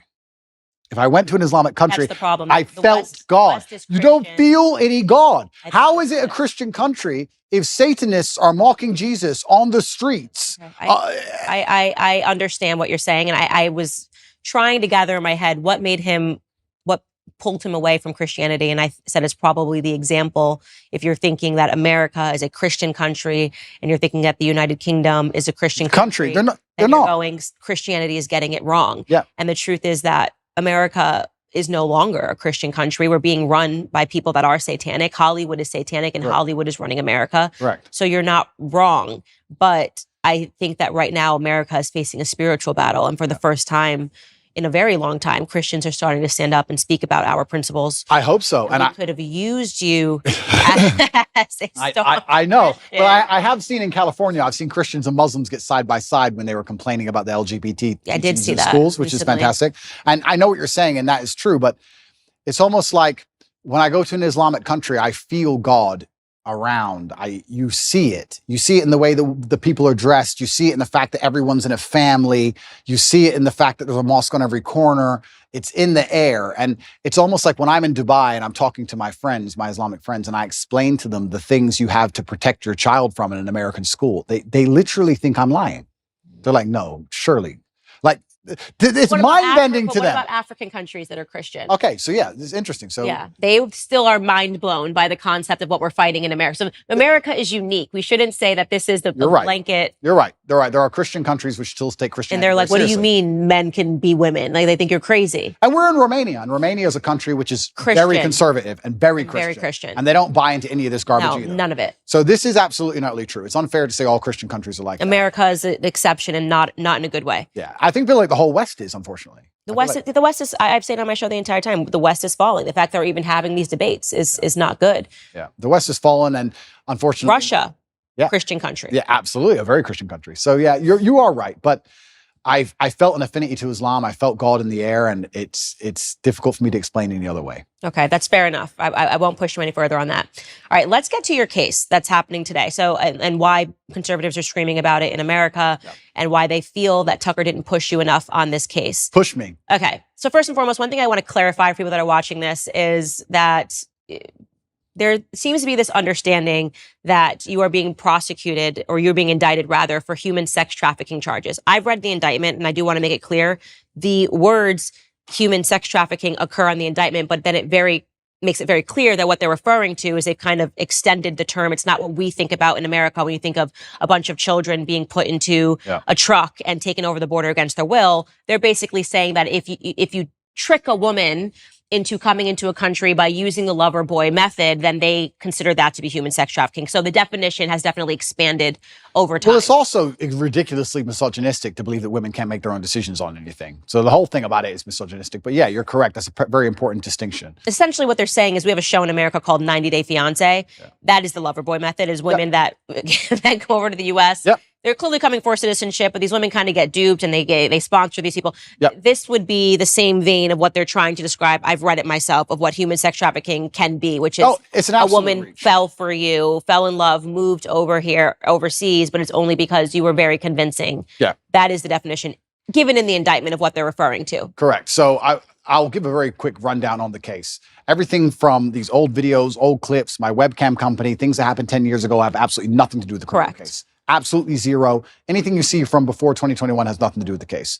The case against me is that from 2021, my brother and I, when we were already worth hundreds of millions of dollars and already successful and famous, created an organized criminal group. And our intention was to convince women to move to Romania to make TikTok videos so we could steal the TikTok money. And TikTok, and they mention OnlyFans. Correct. On the indictment page. And they say that you did this using the lover boy method. And it almost reads, what's interesting to me and why I was compelled by this case is just that because they tremendously changed it. When they were investigating you, we were told that there was a woman who went to the UN who escaped your grip, and that, she said, I've been held captive. And then after they investigated, they came up with what it sounded like regurgitated Andrew Tate videos. The lover boy method, which is in one of your videos where you're talking about women. So it seems like during that time where they held you in the cell, perhaps the initial case that they fed to the media fell apart. Yeah, I believe what happened, and I have to be very careful what I say, but what I believe happened is in April of last year, Tristan and I had some visitors here from America who were only in the country for 5 days, made some very strange demands financially. When they were rejected, they called the American embassy and said they had been kidnapped. Those two women, we deem now to be professionals. One of them has accused 7 men of kidnapping in her life. And she's also lawyered up instantly from a left-wing NGO because she's currently being sued by us for false charges. And she seemed to be very well supported and funded. So I don't know if she was sent as an agent. We're not entirely sure. So this is a very interesting beginning to all of this in April. The Romanian authorities arrested us for precisely 2 hours and threw it out and knew it was all garbage from the beginning. The case remained open. Nobody understood why the case remained open. My lawyer made repeated requests to close the case. They wouldn't close the case, and it remained open and absolutely and utterly dormant. When I was canceled, when I was deleted across all social media and canceled and lost my bank accounts, my Uber account, my Stripe account, my Gmail, absolutely everything, literally within the same week, the case was picked back up, which was very strange. I was followed. They tried to find evidence of any kind of crime at all. They couldn't find any crimes whatsoever. They then raided my house for a second time with the intent of getting my electronics, which they got. They went through all of my electronics and they could find nothing of actual criminal intent. What they did find is my brother and I and our personal assistant, because at the time, if anyone who knows on the internet or has been around for a while will remember, my face was all over TikTok. You could not get rid of my face on TikTok. Me and my brother were explaining our strategy for how we got so big on TikTok to some friends of ours. They then said that we were forcing them to do the TikToks for our money, for our brand. They made this huge reach and said it's human trafficking because we're forcing women to make TikTok videos. Yeah, so that's the part that registered to me as strange. It started as we were told it was kidnapping, which is it's very serious, that somebody fled to the U.S. Embassy. This is the woman that you're talking about that you say you're alleging has also accused 7 other men. Alleging, it's literally now on Twitter. You can see the complaint we filed against her. 7 men she is accused of kidnapping. She's done it with 7 different boyfriends who didn't buy her what she wanted. One of them killed himself. Okay, wow. So she's a professional. Okay, so it's very strange that she comes over, she accuses you of kidnapping her, but then they decide not to prosecute that, but they fed that to the media that you kidnapped someone, that she fled to the U.S. Embassy. Yep. Then all of a sudden we learn that they're investigating you, and the charges then go from kidnapping to, well, actually what he was doing is a lover boy method, which we're saying is human sex trafficking, and that these women didn't know what they were getting into. They thought that he was going to marry them. Yeah. And actually what he wanted them to do was just to make TikTok and OnlyFans videos. Yeah. So the loverboy method, traditionally, the way it would traditionally work, the reason it was criminalized and added to the criminal code is that I would be a Romanian man and I would meet a Romanian girl. We would get married. Marriage is part of it. I'm not married to anybody. We'd get married. We'd move to a richer country. You go from a poor country to a rich country, let's say America. You put the girl into sexual work, let's say prostitution, and then I'll keep all the money and I'll control her or coerce her by pretending to love her. That's what they're saying. That's how it traditionally works. Mm-hmm. They've accused me of using the loverboy method because basically I was a nice person. I was nice. That's the thing that most people don't understand about the law. It's so ridiculously subjective. If they want to weaponize it and use it to attack you, that's exactly what they'll do. They can accuse any man of using the loverboy method if you send nice messages on a text message. If you're like, hey, baby, how are you? So did you promise to marry these women? No, I didn't promise to marry anybody. What I had was girls. The 2 girls who were in the criminal file asked me how to be famous on TikTok. I told them how to be famous on TikTok, and I spoke to them nicely the entire time. These 2 women have come out and made videos repeatedly saying, we're not victims of anything. I don't know if you've seen them. No. Okay, so just so I back this up. The victims in the indictment. Correct. Have made videos saying we're not victims. Correct. I did not know that. It's all over Twitter. In fact, on I think it's my pinned tweet, you can see the criminal case against Andrew Tate. The 2 victims who the DCAR are accusing me of using the loverboy method on have made videos saying, he just told us how to do social media. We're not victims. I've never seen any of them being aggressive or rude. They've always respected people. Ai fost amenințată? Nu. N-am fost niciodată. Dacă eram amenințată, automat nu mai eram idiotă să stau în casa asta. Suntem prieteni buni de 2 ani de zile, cam așa. Poți să mă treci pe mine ca și victimă, dacă eu n-am spus că sunt o victimă. They gave this statement to the police. The police ignored it and said they're brainwashed. So they ignore it. So now we have a criminal case where we have girls who are saying they're not victims of anything. Me telling girls how to make money on TikTok, or not even how to make money, because no one makes money on TikTok, telling them how to get famous on TikTok, and them saying that I forced them for money, which doesn't exist. There's no money in the criminal file. There's no transactions. There's no financials, nothing. The girls themselves have given statements in my defense. They're being thrown away so they can continue with this case saying that I've brainwashed the women. So now we have, imagine in court, my brother and I, and the 2 victims all on the same side. It's insane. Saying, nobody's done anything wrong. We're all friends. We were talking about TikTok accounts. And then you have the state with no witnesses on its own saying, you're victims and you're bad and you're going to jail. So it seems like what they're doing then is this is where the content from 10 years ago is coming into play, where they're saying, they're conflating this now. So even though these charges are from, and I read the indictment again, 2021, look at what he said 10 years ago, which somehow confirms what we're saying. We don't have to listen to these women. On August 22nd, BRICS nations, that's Brazil, Russia, India, China, and South Africa, are expected to announce the launch of a new international supercurrency fully backed by gold or other commodities. This is part of their long-term plan to supplant the U.S. and the dollar as cornerstones of the global financial system. You can protect your IRA or 401k from fallout from this landmark announcement by diversifying with gold from Birch Gold. Historically, gold has been a safe haven in times of high uncertainty, which is right now. When currencies fail, gold is a safe haven. How much more time does the dollar have? We don't know. Protect your savings with gold. Birch Gold has an A+ rating with the Better Business Bureau, plus thousands of happy customers. So text Candace to 989898 and get your free info kit on gold. If a central bank digital currency becomes a reality, it will be nice to have some gold to depend on. Again, text Candace to 989898. So I do want you to contextualize this video that has been circulating on the internet of you talking about the lover boy method. So we'll take a look at that right now. Sure. You cannot get a girl to work for you having fun. So the recruitment process is the same as the PhD course. You message them on Instagram. The PhD course is my recruitment system. I don't mention webcam until after I've had sex with the girl. If you're on dates and you're trying to mention it and shit, it just doesn't work. It puts them off. I'd never do that. That's disgusting. I'm not a whore. It's just not gonna work. You continue as normal, no mention of webcam.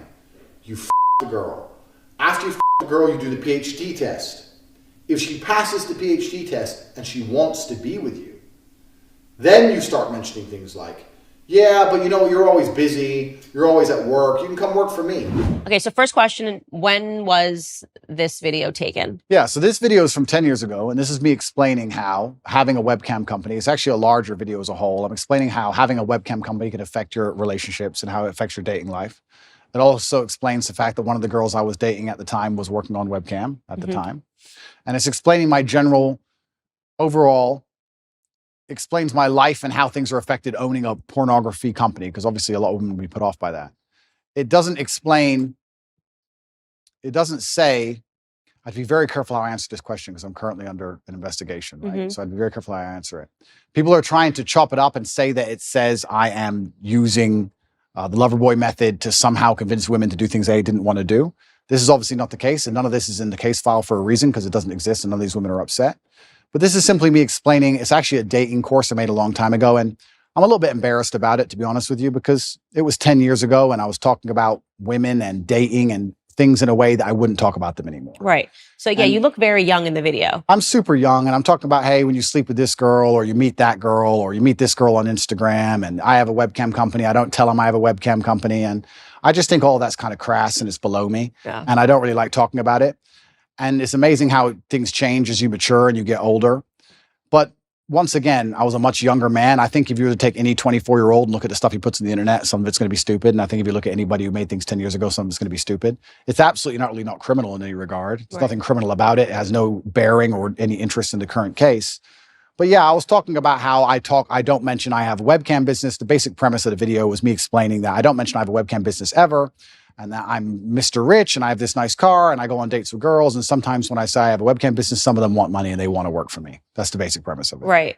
I'm glad to hear that you're not proud of the video. And I think that that's one of those things where I say that people don't allow you to grow up from things that you've done or said in the past. And this is obviously when you were operating a webcam business, you're talking about. And that's the whole thing about the human experience. We're supposed to grow, right? And we're supposed to make mistakes and we're supposed to learn from them and we're supposed to evolve as people. And I'm certainly not proud of the video. When I say I'm not sorry for what I've done, I don't mean it in a, I would do the same things again. I don't mean it that way. I mean that at the time I was a lot less knowledgeable and I was younger and I made some mistakes. And just like I'm sure Jay-Z would never sell crack again. Right. Exactly the same reason I would never make a stupid video saying something so stupid again.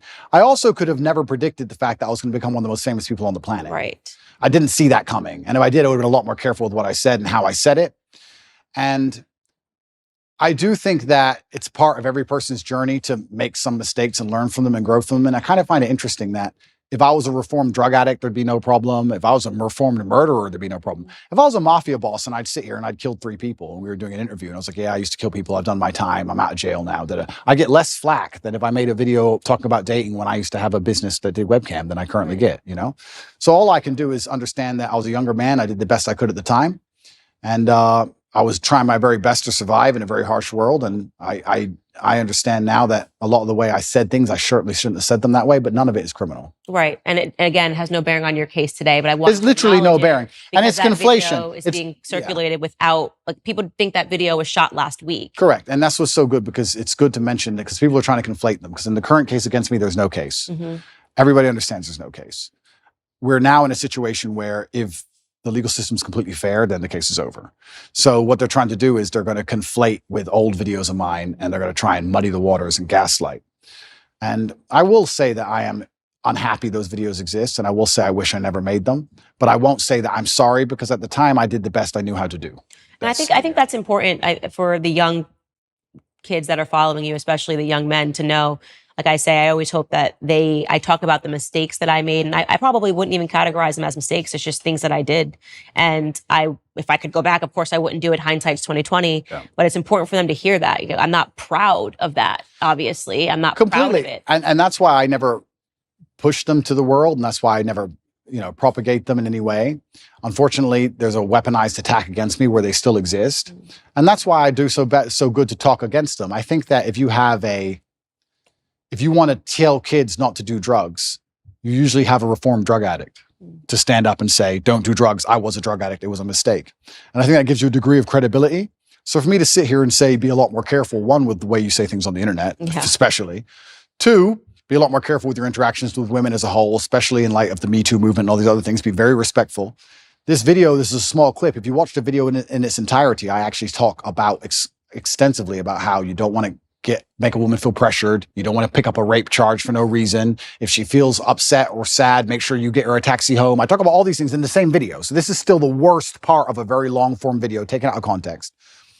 However, I just think there's a lot of lessons to be learned from it. And yeah, if I have to be slightly embarrassed and a little bit taken aback by them so I can teach people the lessons, then I'm going to teach people the lessons. And the basic premise is I was explaining how I have a webcam company and how it affects my romantic life. And that was how it was all encompassing and went together. And I think when I made the video, I got like 28 views. Yeah. And now it's being circulated. And I'm being told I'm the worst person in the world by people who pretended they've never done anything wrong for the last 10 years. And also there has to be a degree of time. I like to think there's a statute of limitations. Like, how long are you going to hold? They will for the rest of your career. I'm sure they will. And it's fine. And that's fine. Mm-hmm. But I mean, it's just like, okay, 10 years ago, a decade. Yeah, they're going to keep making you answer for it in every capacity. I've seen that.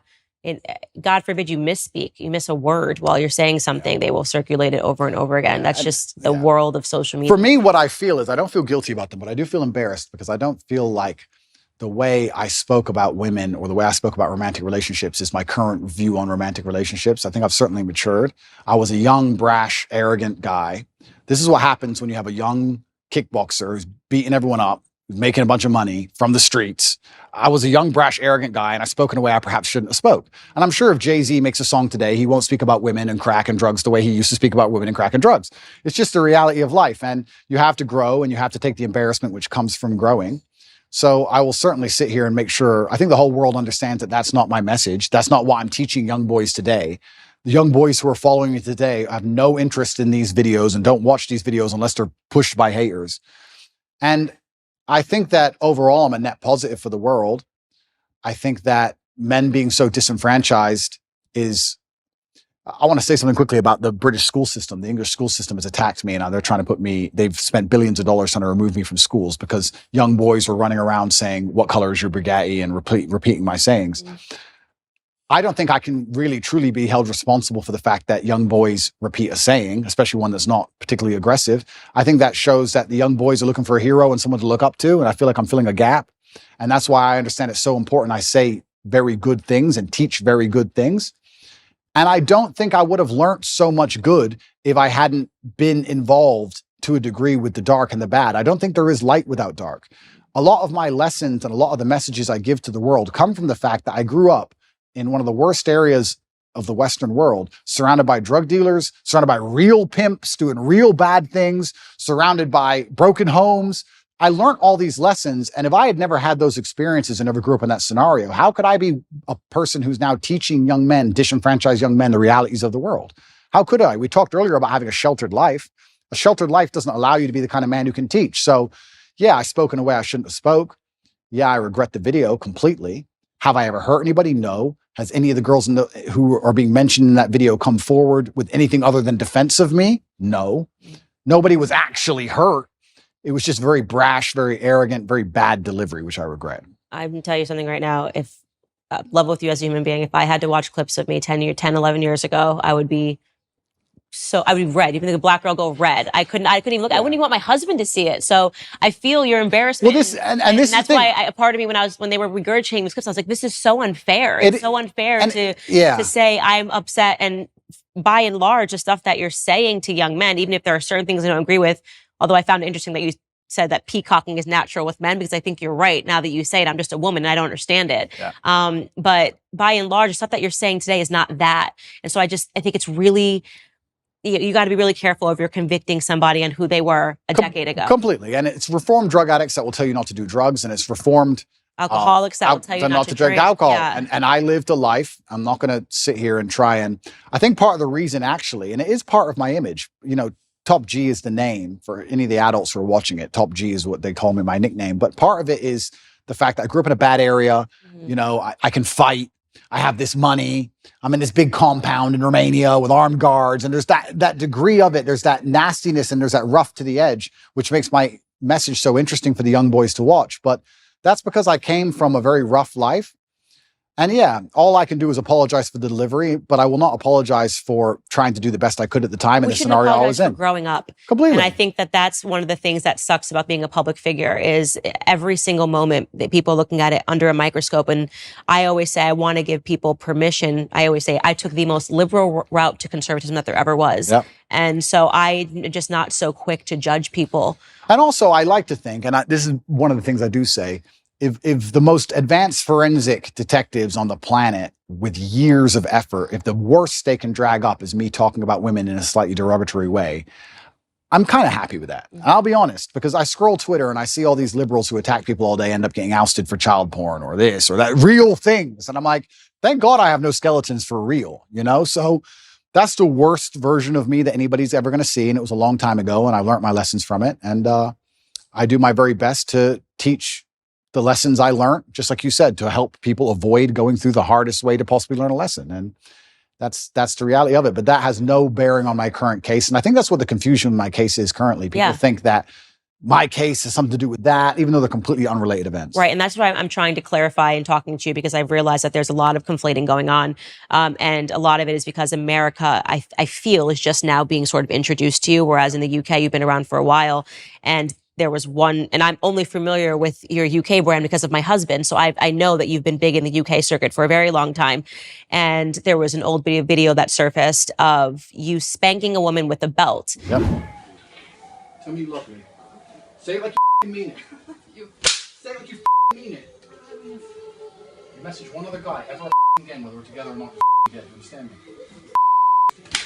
This obviously has made it through the UK media for years. And I know what that is based on my understanding of what happened with Big Brother when you were on Big Brother. But Americans are just seeing this video in a long montage of awful Andrew Tate videos. So I want you to explain to them what that was. Sure. And again, this is another example of when the woman has already spoken out and clarified that this was not her being abused, but absolutely. Yeah. The woman's already come forward instantly after the video. She came forward and made a video and said, look, this is between me and Andrew and he never hurt me and I love him very much. And this is something that personal that happened in the bedroom. Hello, everyone. I just wanted to say something about the video that's been released recently about me and my ex-boyfriend, Andrew Tate.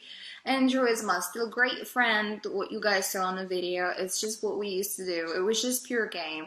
He's a great guy. He would never hurt anyone unless he's fighting. And I just wanted to let you know that this is a huge misunderstanding, because I heard he got kicked out from the house because of it, which I found very unfair. It's because it was just pure game. It's just what we used to do. And it's actually interesting because when I got arrested, even recently, even though me and her are no longer together, she was also doing videos in my defense. She made a very recent video a few months ago saying, once again, very nice things about me. He is not a human trafficker. He would never rape anybody, and he would certainly never ever human traffic anyone either, including his brother. They would never do such thing. I am just so shocked, and I'm so fed up with all of these lies. And you're right about public life, having your dirty laundry or your life thrown out there to the world. It is kind of interesting. And it's interesting how fast people throw stones, because I know how clean my life is compared to most people's lives. And I know that just from conversations I've had at dinner tables. I know from just dinner table conversations. You talked earlier about dinner table conversation people have in couples, etc. I've been sitting around in very private rooms with very rich people, and I've been in very important places and also some very low places. And I've heard people talk, and I'm like, if your life was on display like my life was on display, it would be a real circus. I mean, imagine you could be the son of a president. Imagine if their life was on display. And you could find out some really interesting things. So me personally, yeah, these things are the same old regurgitated things from 10 years ago that have been previously explained. That was also, I was going to say, can you date that video? When that video I must have been, how old was I? 2015, maybe 2014, Okay. A long time ago. Right. And I think the best defense for all of these things, personally, I don't think that anybody should take my word for it. I think the best defense for all of these things are the voices of the woman directly involved. Right. We say, believe all women, right? That's what we say, isn't it? Okay, well, you don't have to listen to a word I say or believe a word I say. If you think I've done something wrong to a woman and the woman stands up and goes, no, I love him, that's garbage, then that should be the end of the issue, I believe. Mm-hmm. Maybe I'm getting libertarian again. But no, I mean, I very much agree with it. And this kind of gets into, gosh, what is the name of the guy in Hollywood that he just went under Me Too and Hammer something? Yeah, Army Hammer. Yeah. Right. And this is another person I defended on my show. He was in consensual relationships. BDSM was his thing. He was very clear that it was his thing. The girls were okay with it. Maybe because he was a Hollywood star, but he never lied. He never coerced. He never confused. And then suddenly one of these women decides to speak out against him. Now they've just cleared him of all charges. And I sort of have the perspective that if they were doing this in a consensual relationship, irrespective of how I might examine it and say, I would never do this in a consensual relationship, you can't then turn him into a rapist. Well, this is the thing. I don't think many people understand, especially the men who are vilifying me and attacking me and anyone who's upset by me, understand that first they come for me and then they're going to come for you. They come for any man that they don't like. And the way they do it is this is the weapon. They sit and go, okay, let's take some kind of sexual crime because it's heinous and it damages their name. And then because it's subjective, right? You say rape, you're right. Rape traditionally was grab a woman off the street and hurt her. Well, he didn't do that, but he did have a consensual relationship for years. And then now his girlfriend can be convinced to turn on him for a paycheck because the media will hype her up, make her famous, and pay her a wage. Now he's a rapist. Or even by more crazy extension, let's look at the Loverboy method.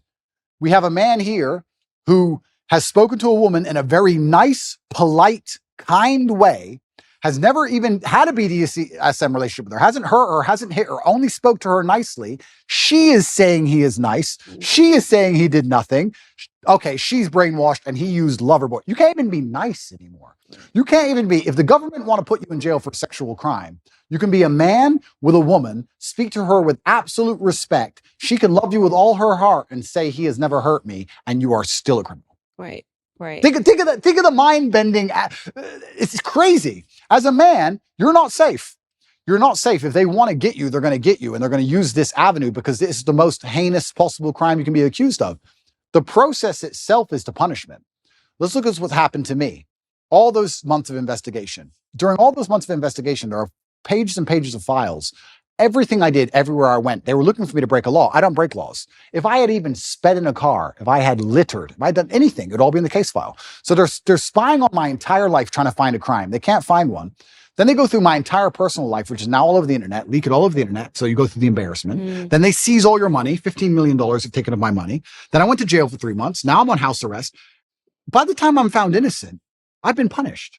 The process is the punishment. The process is the embarrassment. The process is teaching you a lesson. So it's not even about innocent and guilty. I don't think most people at home understand that if they want to hurt you, if you get to a level of influence where powerful people go, we have to damage this guy's name, we're going to accuse him of a sexual crime. It doesn't matter if you can prove yourself innocent 3 years from the point they accuse you, because you've already been wrecked. That's the entire goal of it, right? So now we're living here. I'm sitting here as a person who's accused of a crime. The victims are on my side. There's no one against me but the state. I've done nothing wrong. There's these Twitter detectives, Twitter internet detectives, who know who funds them, trying their very best to prove me guilty for no reason by taking old videos and conflating the issue and trying to make it complicated when it doesn't need to be. And I just sit here and think— they are complicating the issue. I very much agree with you on that. I think that the goal of digging up these old videos was to say, well, that this somehow legitimizes the case against him in Romania. Yeah. And that's just not true, right? You can say— you even said it. You're not proud of these videos. You can say, I think Andrew Tate is immoral. I think the things that he said here are not principled. They're trying to say that because of things that you said 10 years ago, you shouldn't have a platform to speak to young men today. It's just too much conflation. I made pro-atheist videos back then, and I'm very embarrassed of those. Right. I'm extremely embarrassed of the videos. I would sit and say, God is not real. In fact, I'm more embarrassed of those videos than any other video. Wow. And I would sit there, and now I'm devout to my religion. So I would sit there and try and talk about how God wasn't real, and I thought I was smart. And now I watch it and think I was an idiot. And I like to think of myself as a pretty wise person. I wouldn't have a platform if I wasn't wise. And I'm 36 years old. But at 25, I was a dummy. And I think that any 36-year-old, if you were to ask him, were you a dummy Especially at 25? boy. I feel like young men especially take You're a little fully- longer to Completely, you're mature. full of testosterone. I was making money. I had a Lambo. I was fighting. I was beating everyone to pieces. I had a few hot girlfriends. I thought I was Mr. Hotshot. Yeah. Like, is that the worst thing in the world? Like, who isn't? Right? So, yeah, it's very interesting that they're going to attack me with these forever, and that's fine. I do believe, however, that Allah is the best of planners. And I am, in many ways, I wouldn't say happy, but I feel like this whole criminal investigation is going to be a fantastic end to all of this once I'm found innocent. Right. I believe. And I do believe I'll be found innocent. I've seen all of the case against me, and there is no case. And it's very difficult to put somebody in jail when there's nobody saying he did anything wrong. For people at home who are confused about my criminal case, just so they understand, I'll explain it one more time. 2 girls in April who visited Romania for 5 days, wanted money for shopping, didn't get it, accused us of kidnapping them. These are girls who've accused 7 other men of kidnapping/human trafficking. Romanian authorities turn up and within an hour said they weren't kidnapped, this is stupid, and threw it away. Then they picked up this case for some reason, by some recommendation, later on down the line, come up with this whole lover boy garbage. The 2 girls, there's 4 girls in the case. 2 of the girls who were accused of, who I've supposedly lover boyed, are on my side.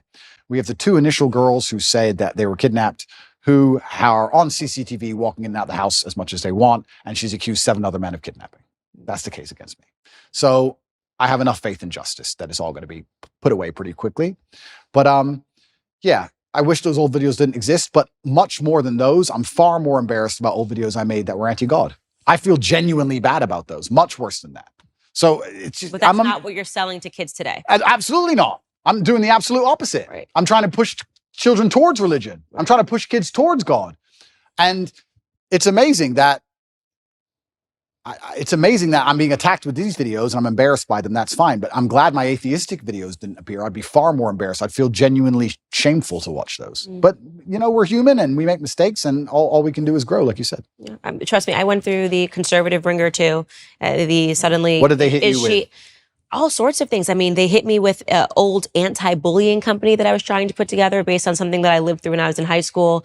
And they tried to say essentially that I was trying to dox people. I still have to answer for a splash page for an anti-bullying company that I tried to create with the most goodness in my heart. And they still throw it at me. She's a fraud. This is not what she actually thinks. I mean, I have to answer the conspiracy. Some things are even crazy. That George's father is somehow related to the Rothschild. And I mean, it gets crazy. And the bigger your platform becomes, the more they dig into your history and they'll dig into ex-boyfriends. I mean, it never goes away. But I'm hardened to the process. I am who I am. I'm proud. I actually am proud of a lot of the things that I lived through, a lot of the mistakes that I've made because it made me who I am today. It's interesting you say hardened to the process because I think I am too. Because when I watch old content of mine or things I wish I didn't do or say, I will feel guilty or I'll feel shameful or I'll feel embarrassment because of me. I don't care what people think. Mm-hmm. I don't care if some conservative wants to watch a video and make a video. I don't care. It's about me and my own personal morals and my own personal morality and how it's evolved and how I feel about things I've done. It's all about me. It's internalized. I don't care what these people say externally because I know that nobody is perfect. And I also stick by this, and I've said it many times, but I know it absolutely not to be true. Anybody who is attacking me, if they'd been under the level of forensic assault I've been under, would have far worse things out there in the public, right. I'm sure. Right. And I know that one of the charges against you is that you're materialistic. You're describing that as peacocking. And it's funny, when I see you with Lamborghinis or whatever, I don't know anything about cars, whatever the cars are, I always think of, I'm friends with a lot of UFC fighters. Yep. And one of the ones that I have great respect for is Colby Covington. Yeah. And it's so funny because when I have my podcast, he's sort of this quiet guy, super respectful, just not at all what you're getting in the ring. Yep. And when we talked about that, he said, no one paid attention to my fights. And then suddenly I'm in Brazil. I think I'm about to get dropped. Then I start talking a bunch of trash. And suddenly he's got a huge audience behind him. And this is part of the men like the bragging, the men like the peacocking. Completely. And so I love it. And that's why I say when I see some of these videos and I see conservatives assigning like real meaning to you saying stuff that is just so obviously content for young boys. It's the only way I can describe it. This is just like a bunch of guys just being guys and girls just be like, this is so stupid. That's my reaction to it. It's so stupid, but why are we trying to assign real meaning to this? This is like guys, this is how guys have fun the same way that girls sit around and talk about Real Housewives. Yeah, absolutely. It's bravado. It's girls are into, my husband cannot do like 5 seconds of hearing me and my girlfriends talk about things. He's like, I'm out. And this is what when him and his guys are together and he's like, they're fishing and the first catch, you got to bite the head off. I'm like, that is so stupid, so ridiculous. Why are you biting a head off of a fish? But it's just boys being boys and girls being girls. Completely. And so I think that people should not assign, like, I mean, I've seen really stupid videos of you and they're trying to really assess these videos as if this is like, I'm like, this is just what I call posting. Well, yeah, they're taking and it. Now you see Kobe, he's got these hot girls in bikinis, he's behind cars on his thing. And I think it's hilarious. And I think it's funny because I get it. It's not for me. And that's not for me. And that's the thing, actually, which a lot of conservatives and the conservative movement don't understand, is that by attacking somebody for having a little bit of fun, or for being bravado, for having some bravado, or saying something audacious, or having a nice car, whatever. Bugatti, whatever. Yeah, if you're going to attack people for that, you're just going to drive young boys away from your message. And you need the youth of a message for the message to exist and survive. If you're going to just be Mr. Boring and be upset by everything, then nobody's going to want to have any affiliation with it. I really do believe the reason liberals owned the culture for so long is because liberalism overall, it's not, because when you become spiritual, you understand that it destroys your soul, but it looks fun. It does look fun. It looks fun because there's no rules. And you can do a bunch of dumb stuff.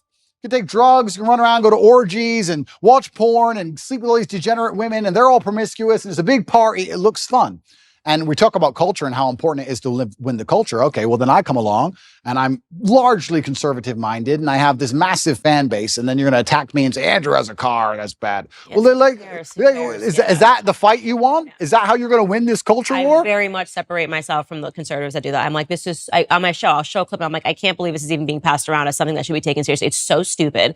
It's so ridiculous. It's so obviously content for guys. This is what I imagine if my husband left to his own devices and he's around all of his lads in the UK. I mean, the stuff they talk about is just so stupid. But then he thinks the same thing about me when I'm with all of my girls. It's so stupid. Completely. And we do need to stop being so severe. Okay, it's materialism. Okay, I get what you're trying to say, but also this is just fun content for guys. But then let's also talk about the materialism thing, right? Because it's interesting to me that conservatives will sit and say, oh, materialism is bad or it's anti-Christian, etc. And I understand where there might be a point to argue there. But I tell you something, if you're completely and utterly broke, then you need the government to eat, then you're in a lot of trouble. We talk about the matrix and resisting the matrix. One of the tools to doing that is financial freedom. And that's just one of the baseline realities of it. I'm not saying you should sell your soul for money, absolutely not. But if you want to truly resist the matrix as a whole, you need to have money to do it. It's pretty hard to do when you're broke. Even me as a person, if I had no money, the current situation I'm in would absolutely and utterly destroy me. I would be completely and utterly wrecked. Like, how could I pay my bills? They've taken $15 million of my money. I'm locked in my house. So you need to have a degree of financial freedom. Otherwise, you're going to end up just doing what you have to do to eat. You look at these people in England. There was a video that recently was on Twitter. I felt really sad when I saw it. It was a workman taking down the British flag and putting up the pride flag. And someone shouted at him, hey, bro, you're removing the wrong flag. And he goes, I know, mate, I know. You're taking the wrong flag down, mate. At least you know that. But he had to pay the bills. He has to feed his family. What can he do? He's a flag hanger. All he can do is hang the flags. If he doesn't do it, someone else will do it. He loses his job. So if you're completely and utterly reliant on a wage, or you have no money, well, now you have a new tool of enslavement. COVID was all based around that. I just got to go to work. Just get the injection. I got to wear the mask. I got to fly. I got to work. It takes a lot of money to sit down and say, no, I'm too principled. That takes money to do. So it's also interesting that conservatives want to attack materialism. Okay, perhaps I didn't have to buy a fancy car. You can get upset about that if you like. But if you're not financially free, it's also pretty difficult to stand up and tell the truth. Even if you make a lot of money, if you're reliant on, let's say, a sports team for a contract, even if you make a lot of money, if you don't have enough saved, you can't tell the truth.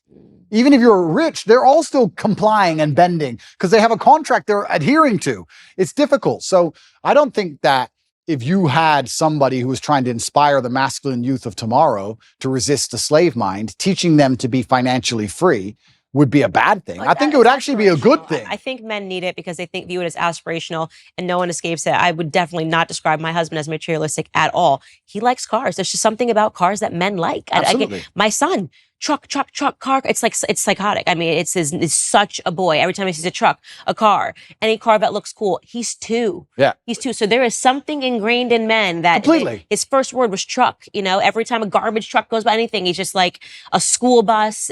Men like that for whatever reason. Boys like that. Men like that. I don't think we need to overthink it. Yeah, absolutely. It's aspirational. But also, if we're going to actually look at the meta point, I believe that teaching financial freedom is one of the very important different ways you teach people to resist a slave mind. I don't think you can resist a slave mind if you're completely and utterly broke, on welfare, or living paycheck to paycheck for a large corp, which is insistent on trying to install the slave programming inside of your head. I think it's very, very difficult. I actually think financial freedom is a key component to it. And I think that me standing up and showing a life that costs $50 million a year or something ridiculous, doing that on purpose and trying to inspire men to make as much money as possible is actually a very key component to the resistance to the slave mind. I don't think many people understand this, because if you teach young men how to go out there and become rich as possible, it's very difficult they can do that without learning some degree of mental fortitude, without learning how to speak to people, without learning how to network, without learning how to be competent and disciplined and motivated and work hard. And then they do all that, they have enough money so that when someone comes along and says, take this injection, they'll say, no, I don't want to take the injection. I'd rather miss the flight. So there is a key component of resistance which actually involves materialism. I'll argue that if I was exactly the same person with the same viewpoints, but I was completely and utterly flat broke, I wouldn't be able to make the same impact on the world. And I wouldn't be able to resist the programming the same, because I need to eat food.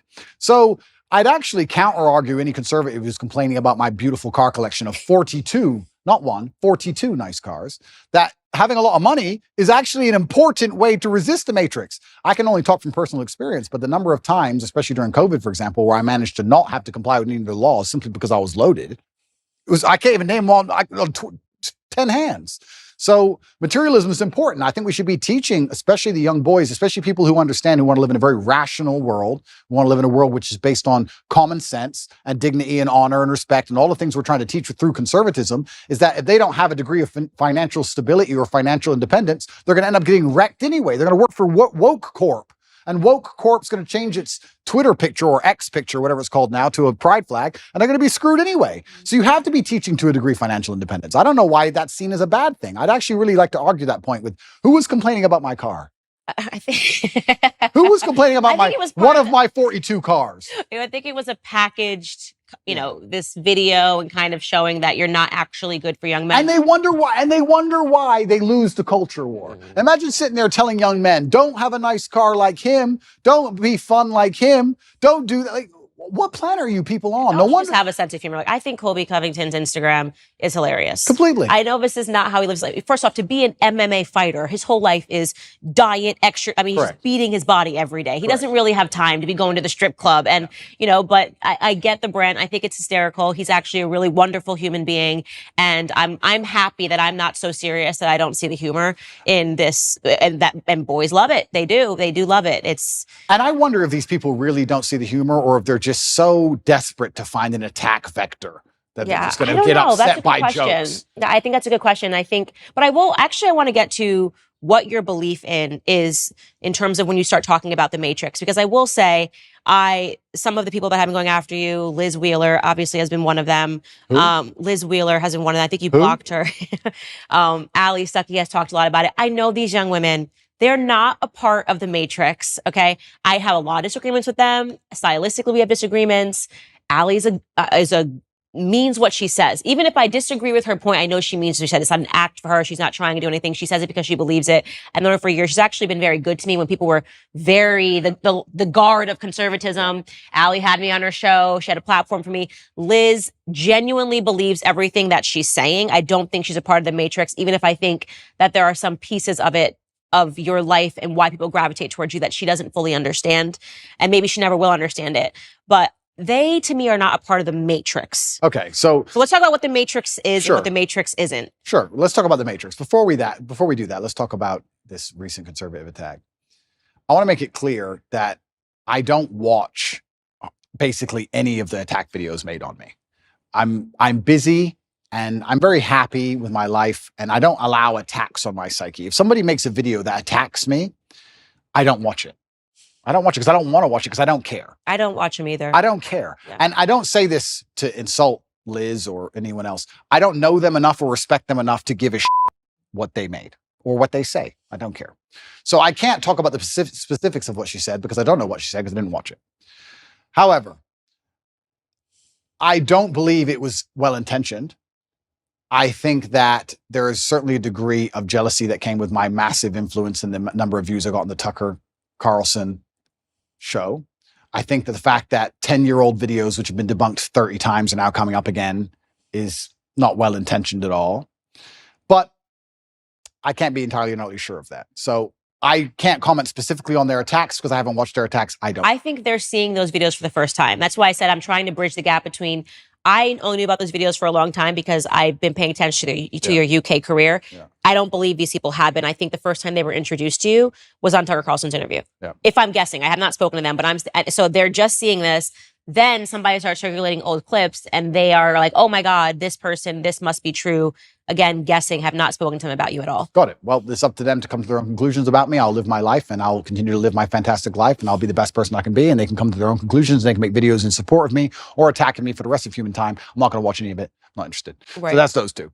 But in regards to the Matrix as a whole, the Matrix, I believe, and I use the term The Matrix from the movie because I think it perfectly describes the world we're in today. I believe we're living in a false reality which is projected inside of our minds and it's designed to distract us long enough for our bodies to be abused. In the movie, it's for body heat. In the real world, perhaps it's for some physical labor. But I believe that we're not living in a real version of reality. I believe there are gatekeepers on the truth, the agents, who try their very best to keep us asleep. And I think the end goal is to keep us distracted long enough for our body to be utilized and then for us to die. Who is the Matrix and what is the Matrix as a whole? I have to be very careful what I say, and I don't want to get in too much trouble. But I think anybody who is perspicacious enough to understand how the world works understands that the media machine is trying very hard to keep us convinced of certain ideas and also to keep us arguing about very unimportant ideas. So people behind the media machine who decide what goes on the news can do whatever they want to do. Mm-hmm. And the things they do usually have dire consequences to all of our lives. Right. So I would say that the Matrix as a whole is the media machine from the projection point of view, and that the people who control the media try very hard to make sure they have ultimate control over all governments and all important decisions on the planet. I agree.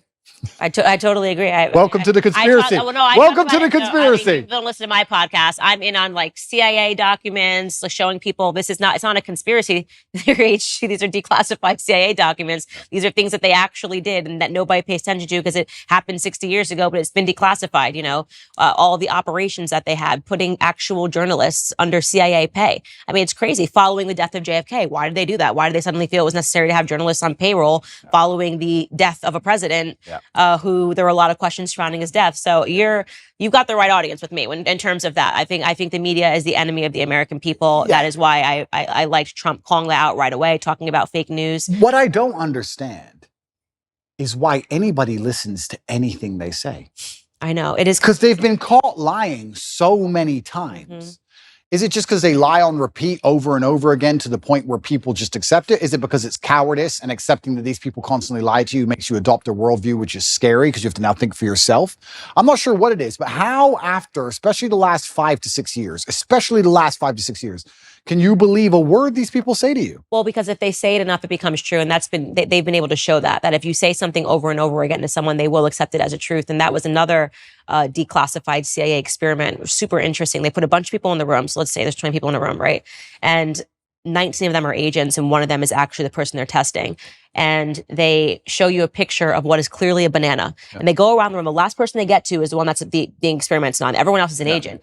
And they say, what is this? And the first person says apple. Apple. It's clearly a banana. Yeah. By the time they get to that 19th person who is not an agent, that person just says it's an apple, even though it's clearly a banana. They don't even believe their own eyes anymore because they're going, okay, well, if 18 people in this room have said that it's an apple, what do you see? An apple, apple, apple. Then they just say apple. So there's a lot of evidence. They do it because it works, and everything around us shows you it works. We're right now debating whether or not children can pick their gender. How did we get here? This is something that you couldn't even fathom when we were in high school. That people would be saying like your little boy could be a little girl, but we're here today, and actual adults are believing this information because it's been said enough times to whatever segment of the population that they're accepting it as true. So they do it because it's been effective. And that's why God is so important, because God is a hard line that you cannot be crossed, right? That's why you will not be libertarian. That's why I will not be libertarian. You will not be libertarian. That's right. No, but if you yeah, it's true. Because if you have faith, then there's rights and wrongs. Like you said earlier, there's sin and there's good, and there's a line that can't be crossed. And the psyop is very difficult to penetrate. And that's why in the Islamic world, for example, we have very little of these problems because it's haram. Problem solved. Haram. Next. But yeah, it's certainly scary, and I don't think people understand how evil absolute power will make a person.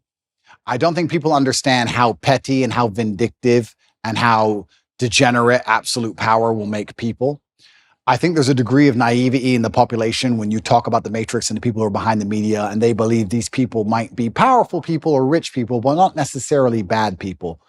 But unfortunately, I don't think they really truly understand the reality. I had a theory that I was arguing with somebody with, and I keep using COVID because it's a perfect example of the PSYOP. Everybody who once believed in COVID now no longer believes, mostly all of them, which I find actually remarkable. Because when I talk about COVID now, in front of 20 people, everyone's like, yeah, man, that was garbage. But during COVID, I couldn't find a single person who wouldn't wear the mask. I was like, oh, I'm by myself. I got arrested in Germany. Me and Tristan got arrested, surrounded by mask wearers in handcuffs. I'm like, what the? And I guarantee if I was standing in front of those people now, they'd all be like, yeah, COVID was stupid. So it's amazing how people want to flip and forget reality. So I use COVID because people were fully psyoped and now they're not psyoped. And I'm trying to wake you people up to understand something about how garbage it all is. I'm trying my very best to make people understand that the people who make the news have no interest in you being informed. Why would they make the news and broadcast it to you everywhere for you, little Mr. Nobody, to understand how the world works? Why would they care about you knowing anything that's important ever? You're not a slave if you're knowledgeable. And that's why I always say, go back to when we had physical slavery in America. A requirement to maintain that was ensuring that slaves didn't learn how to read. That was part of the slave code. They weren't allowed to learn how to read. And if you were caught teaching a slave how to read, you too, as a master, would fall victim, right? And that it was so important for them because they know that an educated mind can't be enslaved. Absolutely. So the goal of the mainstream media is to keep people stupid. And it is why I think that despite the fact that you admittedly say that you are not a conservative, and despite the fact that I don't think you're overtly political, none of that really matters. I think what matters now is what you will do with the platform that you have, Completely. what impact you will have. Completely. And inspiring people to free think and to not believe all the slave programming which is told to them and to not just follow lockstep with the lies that are given to them, I think in and of itself makes you a conservative and to a degree makes you political. Unfortunately, now that's how the divide exists. If you're teaching people to think for themselves and be strong people of agency and self-respect, then you're going to be on one side of the political spectrum. And if you're teaching people to be the absolute opposite, you're going to be on the other side. And by extension, I guess I am political and I am conservative just because I'm telling men to stand up and to be strong and to think for themselves. And that makes you resist the slave programming. And I like to believe that the conservatives themselves have resisted slave programming the most. But yeah, it's a scary world we're now living in where things that I'm saying, which were basically completely accepted by the entire population 15 years ago, are enough to make me the most hated man in the world. Isn't that crazy? I think the things I'm saying are things that were widely accepted for a very long period of human time. I think they're the things that are still widely accepted in most of the world today. I think it's the decadence of the West that allow us to pretend these ideas and these realities don't exist. And I don't know how long we're going to last under this false reality. I don't know how long society can possibly function with the insanity that they're trying to purport on the population of the West. The fact that so many calories in the Western world, genuine calories from food and human time, is wasted discussing pronouns and trying to get somebody's pronouns correct in a sentence that they've made up, which change at random. Think of the absolute insanity of that. And how long can a society actually function with that degree of decadence and absolute asinine behavior? I don't know how long it can even function anymore. I think the West is in a lot of trouble. And it's almost like, especially certain talking points, and I find myself guilty of it as well. We talk about certain talking points which are pushed to the front. And I kind of feel like they are a mass distraction. They have to be because they're so ridiculous.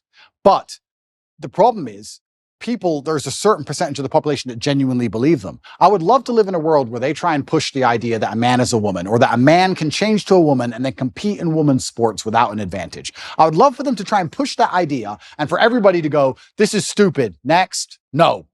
But because some people believe, we have to now waste our time discussing and debunking the most obvious, hello, water is wet. We have to sit here and talk about the sky being blue for days and weeks and years almost at a time. Talk about the ultimate distraction tool by the Matrix, for them to sit there and go, you know what? Let's come up with some absolute garbage and let's throw it to the front. And the smart people will fight against it, but enough dummies will disagree with it. And that will keep them distracted while we do something that matters. And I even find myself falling victim to it because it's so necessary, because a certain subsect of the population is so dumb that they believe it. If people were all just a little bit less receptive to the slave programming, everyone would stand up and say, no, you're going to try harder than that next. And we could discuss something that actually matters. And this is the point I was going to say earlier about COVID.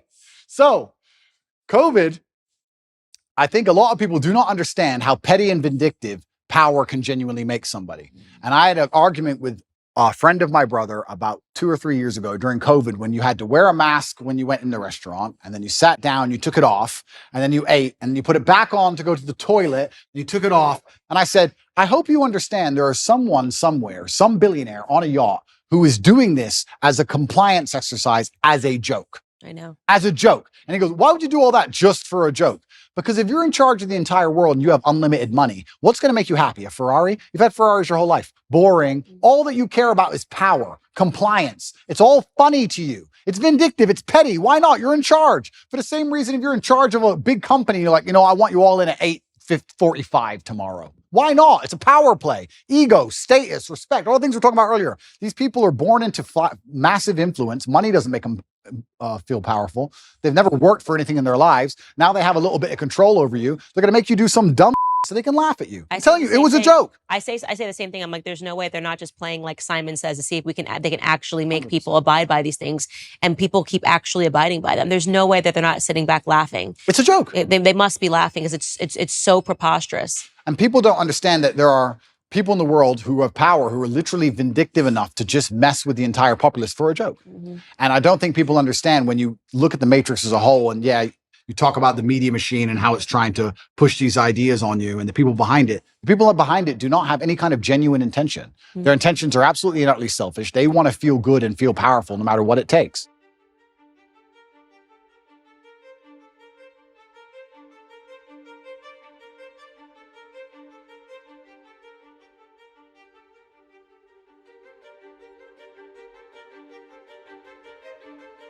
Kind of evil and scary that these people have a worldview which is so logically flawed, is so devoid of genuine rationale that they have to go to the most susceptible subsect of the population to inject it. Which is why you should get married, because the guard against that is strong families. Is it? It is a nuclear family. It is a mom and a dad sitting around the dinner table saying, what did you learn at school today? It's mom guarding at home, going through their homework and seeing what they're learning and saying absolutely not. And it's dad going to work, building, and that nuclear family is the only guard against handing over your children to the government, which is why in the next 5 years, I just think you should get married. The only guard except Islam. Well, no. I don't have to worry about my children's homework. Thank you very much. It's all handled by God. And it's interesting you said that, though. It is a good point. And I think Matt Walsh actually said something about me having, I have children from a few different women. I don't like to give details on it. But so does Elon Musk. And I do think, although this may be elitist, I will state here that at a certain level of finance, it's not the same crime as it would be if I was a traditionally financed individual. I can afford 2 or 3 families, and I can afford to see them all. And I can afford to go to 3 countries in a single day on my jet if I need to. And I'm a very good father to all my children. I love them very much. And you're right. I completely agree with you. The nuclear family is the answer. My solution is not the solution for everyone, but the nuclear family is the answer. I agree with you. But Islam is also an answer. Well, I don't know enough about the Islamic faith to be able to counter you on that point, but I do think that having all your children around the dinner table, brother, sister, rivalry, this is beautiful. It's beautiful. Of course. I want that for you. Of course. It's beautiful as well. Okay. But sorry, I'm not, I have to, we talk about Darwinism. I'll ask you another question because I'm very interested. Do you think abortion is Darwinism? It's an argument that can be made, right? Killing off your own offspring, it means that you're not putting your offspring into But like these people with the sign, I killed 10 of my kids. Isn't that, I mean, it's evil. It's satanic. It shouldn't happen. I'm not saying that it's a good thing. I'm just asking, is there a Darwinistic element to all of this? That when I look at that the earth will be populated with conservatives because their ideas. I mean, my husband always says the left is a death cult. If you look at all of their ideas, they lead to death, right? You can't procreate. You're killing off your own offspring. Every single one of their ideas leads to death and destruction. It's unbelievable. Yep. So in the end, you'd have to have the perspective that conservatives win naturally because we're talking about if we own the culture. Yeah. But we don't. So what they're doing is they're using the culture to psyop enough young children who are not living a traditionalistic life, or like you're saying, or not having a strong family, nuclear family to keep them against the slave programming. And they're using them to create the new generation of death cultists to continue to keep humanity under attack. But I don't know. I really struggle. As a person, I try my very best to, my father had a saying, which I use, I allow manipulation to find out where my enemy wants me to go, and then I use my mind to break the trap and punish the perpetrator. And the reason he said that was because if you don't allow them to manipulate you, you don't know exactly where they want you to go. If they try to manipulate you and you absolutely not resist, you might end up taking another path towards the same destination. So you should allow them to manipulate you. Watch the slave programming, watch the propaganda, watch all of it, find out what you want them, what they want you to believe, and then you can use your mind to instantly break the trap. I did it in COVID. And when I first watched COVID, when I watched the Italian hospitals and people falling over in China, at the very, very beginning of it, I sat there and thought, what do they want me to believe? They want me to be scared of this disease. They want me to be afraid. No, I'm not going to be afraid. So if I'm not afraid, what's the answer? Well, the answer is to go to which country? Sweden's open. Nobody talks about the fact that Sweden was open the whole time, never closed ever. I mean, interesting, we're in nightclubs the entire time people were locked in their houses. Nobody talks about this. It's like no one mentions it anymore. But you have to use your mind to break the trap. And I feel like I've tried to allow my mind to be psyoped into this transgender stuff or this abortion stuff. And even I can't even pretend to buy into it. I can't see how you can reach that level of delusion. And that's where I say, maybe it must be Darwinism, because maybe even with all of my mental capacity, I can't even pretend to be stupid enough to want to go and chop my genitalia off to then imitate a woman, poorly imitate a woman for the rest of my human years. That literally sounds like a form of torture. That sounds like one of the worst existences ever. I feel sorry for anyone who's fallen for that because they're never going to be what they want to be ever. It's just like the worst possible existence. I just can't think of anything possibly worse. And I don't know, maybe there's a Darwinistic element to all of these things. If we can just control the culture and make sure that no future children are psyoped into the death cult, maybe it should all fall apart, because people who truly are that susceptible. Me and my brother have a joke in the house. There's flies and mosquitoes in the house sometimes. Every time one of us kills a fly, we say, you've improved the gene pool. Because the slow one got killed. The fast one, he doesn't get killed. So the fast one's going to be here forever. I'm going to think about that every time I kill a fly. Every time you kill a fly, you're helping them get quicker. If we didn't kill flies all these millions of years, they would never be so elusive. I don't know. Maybe there's a Darwinistic element. Maybe I'm just trying to feel better about this. Yeah, maybe they're so evil they've decided we're going to kill off all of the people that are stupid. I don't know. And then we'll be left with just strong, independent. But then they can't control the strong, independent people. So then you got a bit of a problem there. I've got another question for you. How polarized do you think the world is? Do you think there's two teams? Do you think the globalists control everything? Do you think there's 3 or 4 teams? What do you think about that? I think it's probably now divided into 2 teams. Yeah. Because now you have to find more in common. It's like, how crazy are you? We may have been divided into 4, 5, 6, but now it's like, do you believe that children should chop their off, right? Or yes or no. Circle yes or no. Yeah. Right? Yeah. That's where we're at, because you have to be so far deluded to believe this. And if you're just in some realm of sanity, we probably have enough in common that we should fight together, right?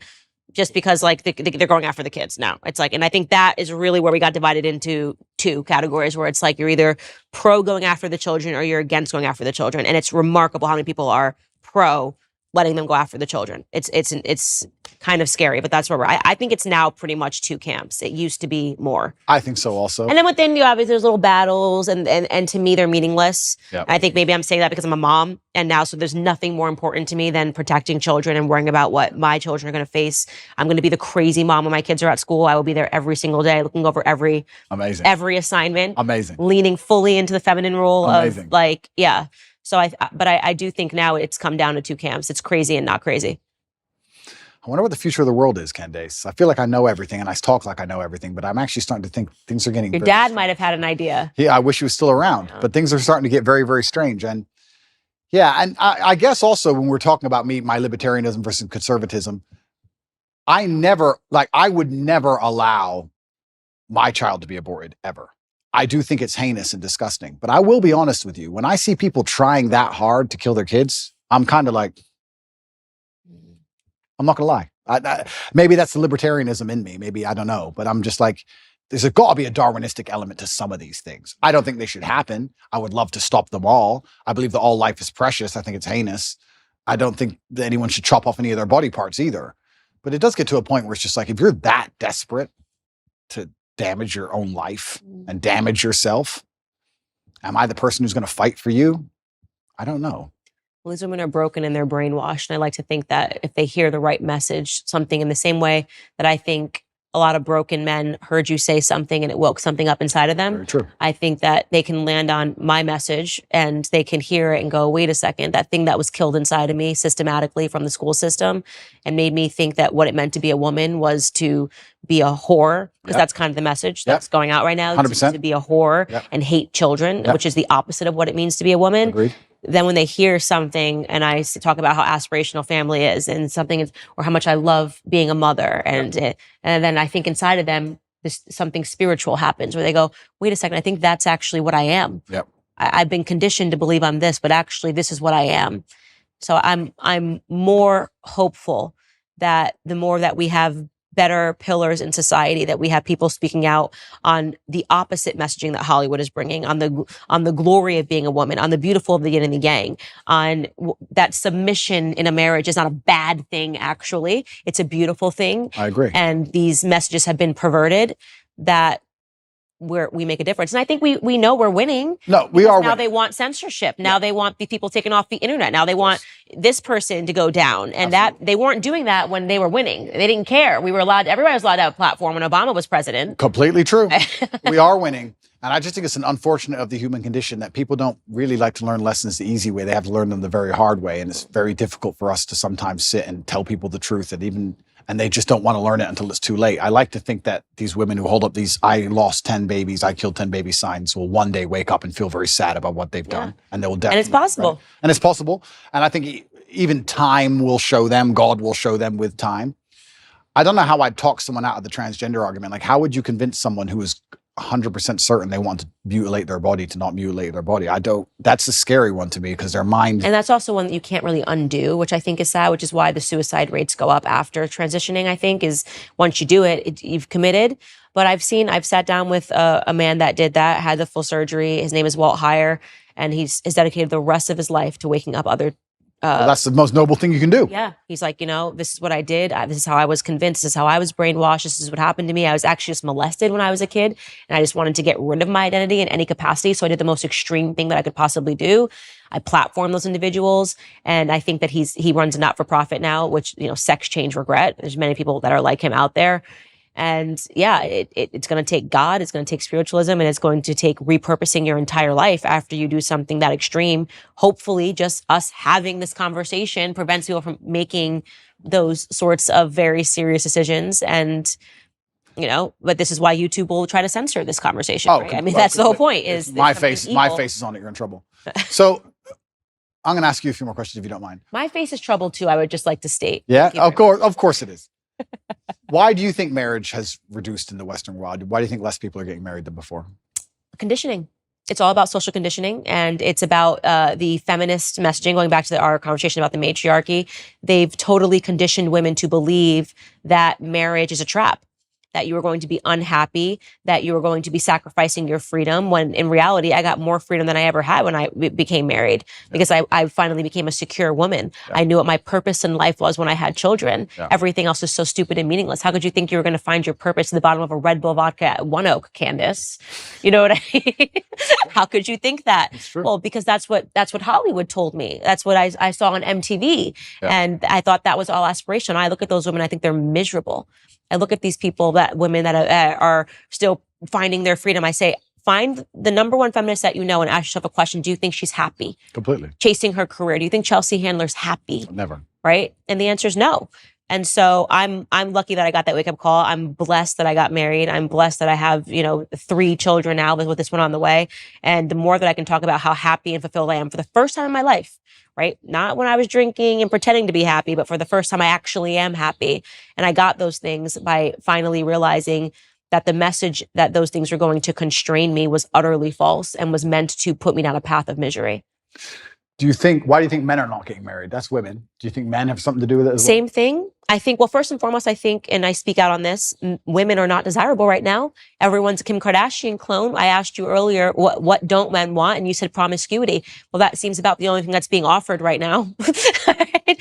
When I open my Instagram and I've got butt cheeks and I'm going, people are like, I don't understand why no one wants to, this woman's been married 4 times. I'm like, well, I can understand it, because even if men think they want it in the short term, when you see a girl, she's half naked, she looks good. Yeah, sure. You probably do want to have sex with her. I bet you're wired that way. You're hardwired wired that way. Yeah. But then what happens after you have sex with her and you realize that so did 20 other dudes 100%. in the same week, you don't want her. You nailed it. You absolutely not only nailed it. And this is where we're in such a difficult, it's a race to the bottom between the two genders, right? Yeah. As the women act worse, the men act worse by extension. Yeah. Because if you're going to be moral in an immoral world, you're going to end up wrecked. Right. So it's getting harder and harder. So we have to kind of like fix one of the genders first. Women aren't desirable right now as in the Western hemisphere as a whole. And of course, finding a wife is hard. Finding a wife is hard. And it's because women are literally being conditioned to behave like sluts. Completely. And they're also being conditioned to leave the man as soon as things get difficult. Mm-hmm. There's a lot of programming in this I don't think even many people pick up on, but women are conditioned to act a certain way before marriage, but also during marriage, men and women are conditioned differently. If you have a man who's been married for 10 or 15 years, and let's say he doesn't sleep with his woman anymore, and he goes on TV and says, me and my woman have been married for 15 years, we no longer have sex, I'm not satisfied, I should leave. Everyone will say to him, no, you can't leave. You can't leave her just because she won't have sex with you. Are you out of your mind? Are you crazy? Stick by your woman. She has an emotional problem, etc. If you had a woman who said, I've been married for 15 years, I've been with him, I'm not attracted anymore, I don't have sex with him anymore. You deserve freedom. You can go get someone else. Why are you putting up with this? His feelings aren't your responsibility. So it's actually very interesting. Also, the psyop happens post-marriage. Women are also attacked post-marriage to not try, not stick around, not worry about their husband's needs. Speaking to your point, one thing I speak to the young women that follow me about is making an effort after you get married. This idea, I was reading this ridiculous column, Ask Jane, where a guy was writing in earnest saying, I love my wife. She's a wonderful mother to our children. We've been married.